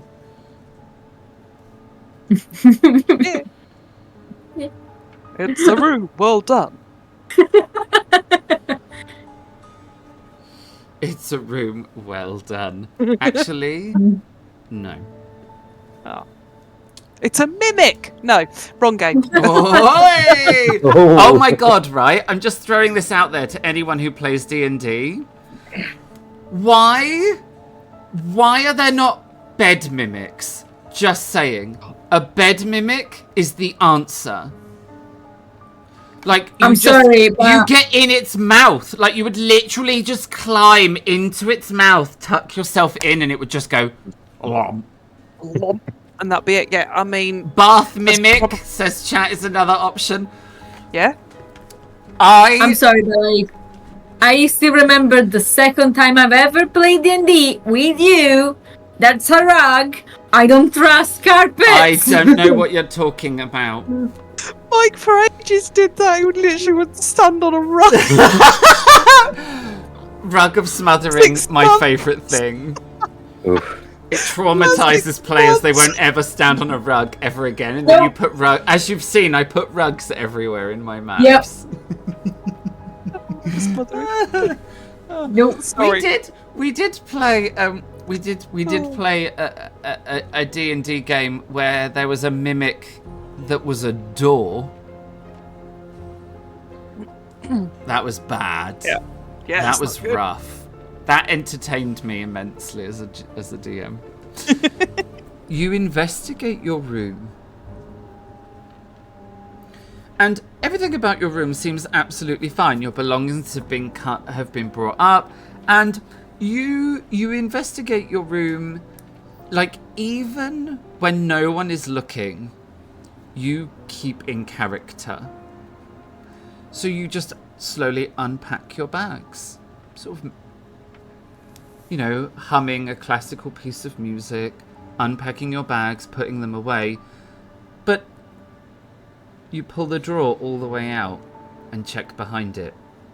You check inside the chest, under the bed, all the while under the guise of unpacking. And you do find something. Underneath your bed, at the head of the bed, it would have been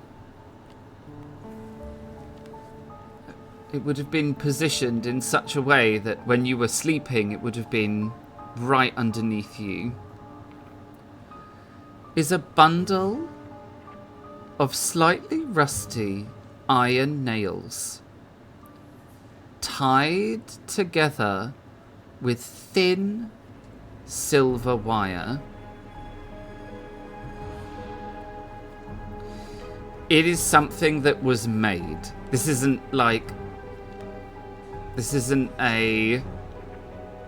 it's not like an accident. It's not a piece of rubbish. It hasn't fallen out of anything or off of anything, and it was very carefully placed.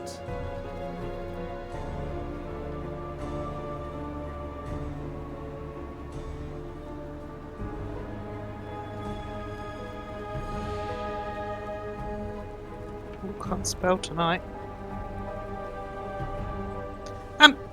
How many nails? 5. 5.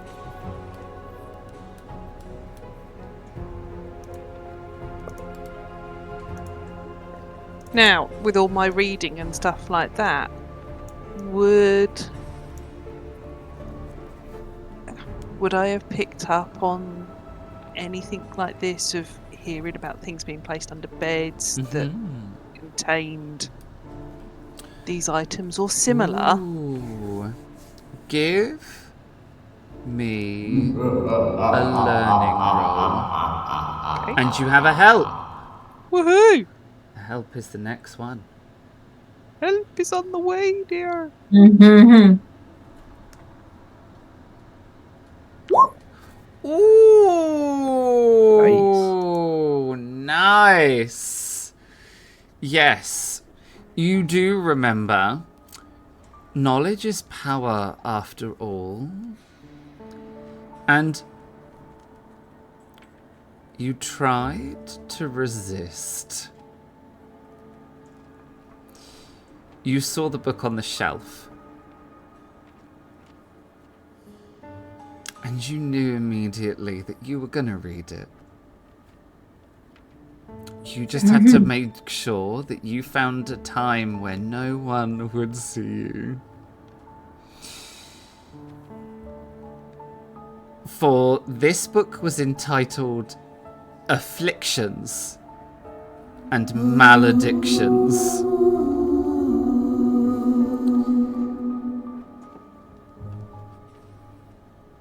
And it was exactly what you wanted it to be. It was a book, a collection. Someone had painstakingly travelled extensively, collating all the information into a single tome. A tome comprised entirely of household curses and hexes and country magic that may cause issues. And it was a delightful read. It gave you so many ideas.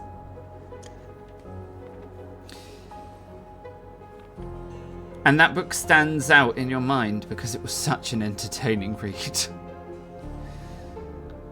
But you do remember there being a section about iron nails. They feature heavily. And although the example itself isn't straight out of that book, it has all the hallmarks of a hex or a curse of some description.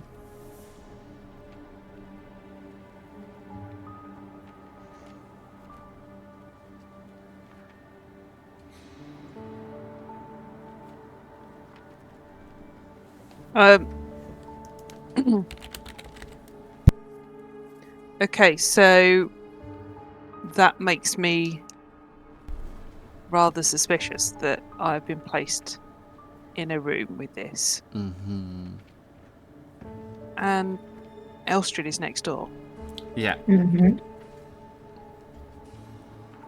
So I grab one of the books that I brought with me. I'm not fussed what one. I just pick it up and I go to Elstrad. Mm-hmm. As you head up the corridor, you can see the porter bearing a tray with a cut crystal glass. And he stands at the door of James's room and he says, the drink that you asked for. I have to unmute my mic if I talk. It helps, but Yeah. It's entirely I will- optional. Yeah, I will stand up, take over the tray, thank him, and I will see Lily standing over there, and just kind of do this with my hat, and like, why are you out of your room? Mm-hmm. and being myself, I'll look over and just go and carry on and walk. Little sassy, So like, you've only looked at me, I'm going to carry on. And I'm going to do my gentle stroll, like there's absolutely nothing the matter, carrying my book. The porter will, when you take the drink, will put the tray down and say, is there anything else I can get you, Professor? That is all. Thank you. And he will scarper. I'm not going to knock on Elstrad's door, because why would I? Aren't you expecting it to be locked? No, I'm just going to try and open the door and just walk in, if otherwise. Sort of like, do the whole Fair. thing in case he is still listening. It's sort of like, Elstrad, Oh, how hello. are you? And I'm just going to come in and I'm going to shut the door. Okay. And that's a first for our relationship? Okay.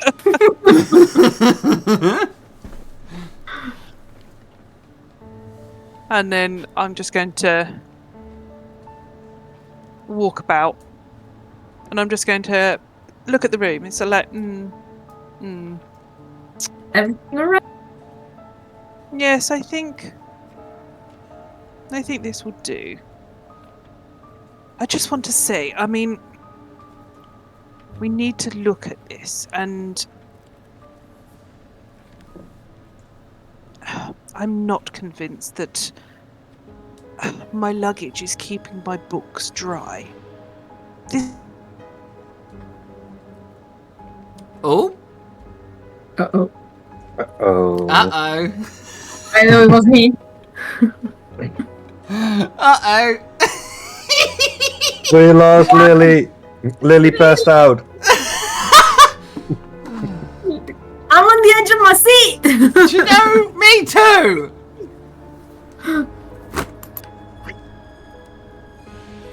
3 hours later. Hopefully not. That was it. Wet books. One mention of wet books, and that was it. It was over. Done. Yep. Oh! Oh, Oh, good. Look, there you go. This is going really well. Oh. oh. Now. Oh! Hi. Welcome Am I back. back? Welcome back. Yeah. Welcome terug. Welcome terug. It wouldn't be so bad, but I could still see and hear everything. So it was only you going, oh. And it's like, I'm assuming I've stopped then. So I'm glad you said something, because I'd have just carried on like there was nothing wrong. So, as I was saying about my wet book, Yeah. and because I'm brandishing this, I accidentally drop it. Because I've got to keep this air and I've got to keep the whole mask up. And go, oh, now look what I've done. And I will bend down and I want to check under the bed while I am collecting. There is one in Elstrid's room. Oh no. Bum bum Dun, bum. dun, dun. I'm like, Lily, are you okay? Also, Like I've she's never now seen- she's like under the bed. Yeah. no, I'm like, I've never seen you drop to the floor. Like on the floor. Yeah. On the floor, like proper. I fully visualize the Yeah. thing about this is Lily's now on the floor. Like I imagine Scuddy's like now looking under the bed like, what Yeah. doing? Hi. I mean, Lily. There is something definitely wrong here. And I'm literally just going to sort of like pop back up from underneath the bed. Yeah. And it's just sort of like, and I'm going to put my hand on the bed with my book and go, you have the same problem my room does. And I feel like I now understand what she's trying to tell me. Oh. Okay. And in this book that I read, does it say how to deal with these curses? Is it something that I need to Oh move with wow, something you have else, several or- options. Several options. We like options. You can give them as a gift, and that will transfer the curse or a hex. Hey, I love how you're scrunching your face up. Do you know where I got that from? Strega. Do you know where that comes from? Italy. You can give it as a gift, which will transfer the hex onto whoever receives the gift. Alternatively, if you can find some salt, then you like salt dismantling it. There's a few options. I mean, it's Highland. And what did this curse hex as multiple things? Was it It's there? just misfortune. This is just one of those bring misfortune. And I sort of like, there is a misfortune token that has been gifted to the pair of us. Aren't you lucky?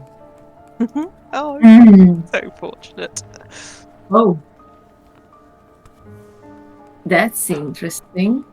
Mm. As this conversation is happening, James, Yeah. what are you up to?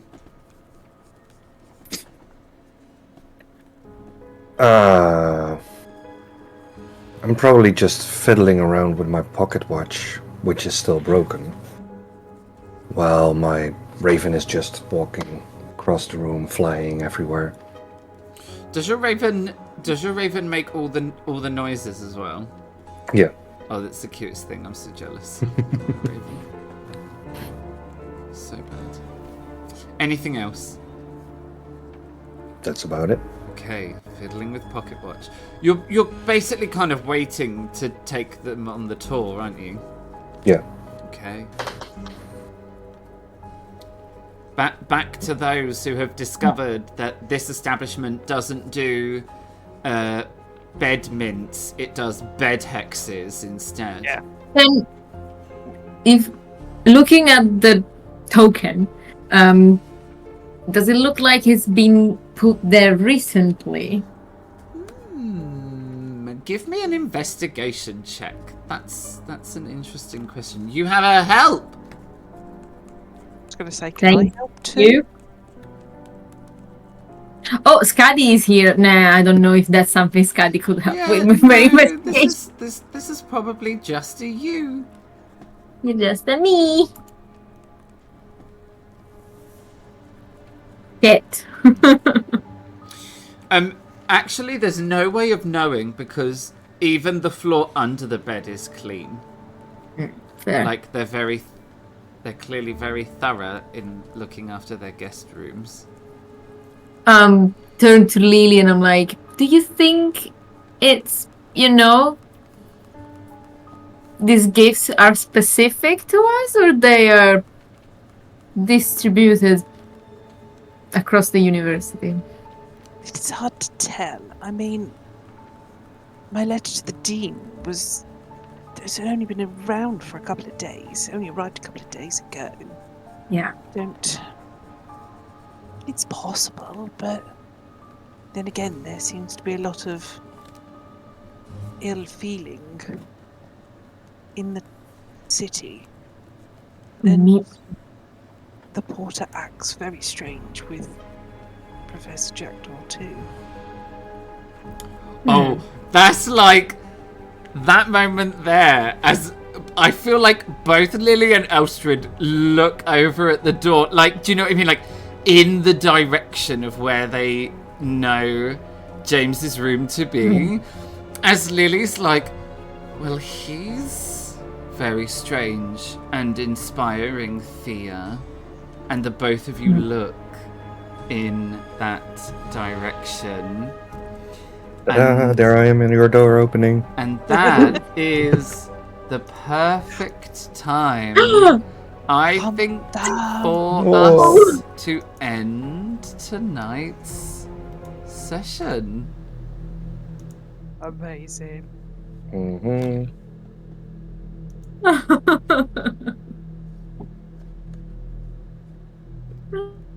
So much. There's still so much. Okay.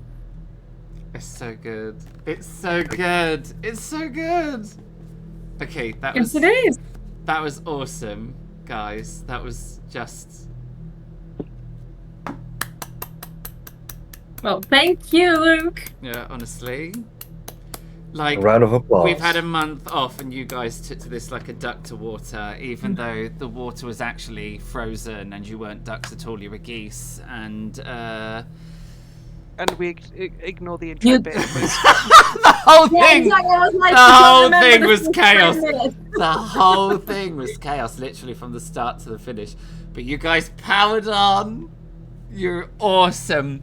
We're going to do our normal.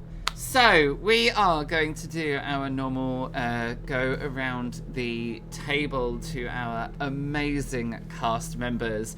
And in honor of his debut on the channel, can we say a huge thank you and round of applause to Joey Stitched playing James Jackdaw. I've just stolen a little bit of your thunder when I ask you the question, who are you, who did you play, where can we find you, what do you want to say? So, yeah, I am Joey Stitched, commonly known as just Joey. I am... Yeah, you can find me, as you look in the chat, on Twitch under Joey Stitched. I played James Jackdaw, the mentalist, who appears to inspire a lot of fear. I mean, you're like basically reading people's minds, you know that, right? Maybe. It's not sure just yet. I mean, that's scary to the peasants. That is true. Yeah.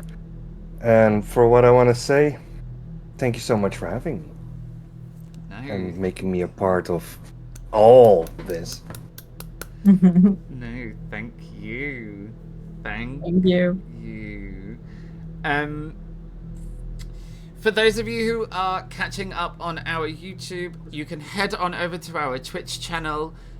Down in the About Us section, Joey Stitch now features in our cast section. There is a hyperlink to the Joey Stitch channel. So if you look in the About Us on our Twitch page, you can see all of the social medias for our cast members, those who you can find. And on the subject of can you find her, maybe not. Lily, take it away. Who are you? Who did you play? Where can we find you? What do you want to say? Hi, I'm Charlie, and I have spent this evening playing Lily Holstein Romanoff, and it has been great after several months' break to come back and play Lily. I have missed her no end. Thoroughly enjoyed it, and yeah, you can't find me most of the time. Once a fortnight, I sail with Mutinous Mikey and Dapper David, so you can find me on their Twitch pages. I don't possess one. I don't really use Facebook. I definitely don't use Twitter or anything along those lines, so I am a scarcity. But I just want to thank our lovely other people, Joey and Sarah and Luke, for an amazing first episode back. Likewise. It was great. I loved it. Yeah, it's great. Thank you, thank you, thank you. And last but by no means least, Elstrid. Who are you? Who did you play? Where can we find you? What do you want to say? Well, hi, I am Sarah. I played Elstrid Jensen. Well, you can find me on Instagram with the account speak.craft, as in spik.craft, where you can see some picture of my cosplay that I tend to do around the time that Comic-Con comes. Well, can I say today was great. I haven't played Vaesen in a while, and it was lovely coming back, and it feels the usual even with the new edition. And so thank you to the cast, thank you to the crew, because thank you, Luke, and all the people behind the scene, because we would not be able to do this without you. And thank you for all the people in the chat, because it's always lovely with the helps. With the helps. The sass is real. I think I had the most hinders, so Literally, you're getting hinders as you're saying thank you. I completely missed them. Oh, Gosh, chat, you're toxic this evening. Yeah. I am Loki. I was your game master for these dark and thrilling tales. You can find me here on the Society live stream every Sunday, where we carry on with our ridiculous shenanigans. If, however, you would like to see me on the other side of the GM screen, you can! Head on over to Grumpy Battersby's channel every Thursday, where I play Flink, the perp hacker, who presently is extremely drunk and possibly stuck on the outside of a Call Me robot who was covered in alcohol that dried and became sticky. I may or may not be adhered to her. Brilliant. But who knows? You will have to head on over to Grumpy Battersby's channel to find out. Every Thursday at 7 o'clock GMT. You'll have to do your own time zone conversions. And that is us. We're gonna head on over. We, as in me and all of chat, are gonna head on over to the credit roll, which means we are going to say goodbye to our fabulous cast members. Go on, cast. Have a little wave. That's it. Lovely. Here we go. Let's see if this is broken too. Oh, good. It's my face. Yay!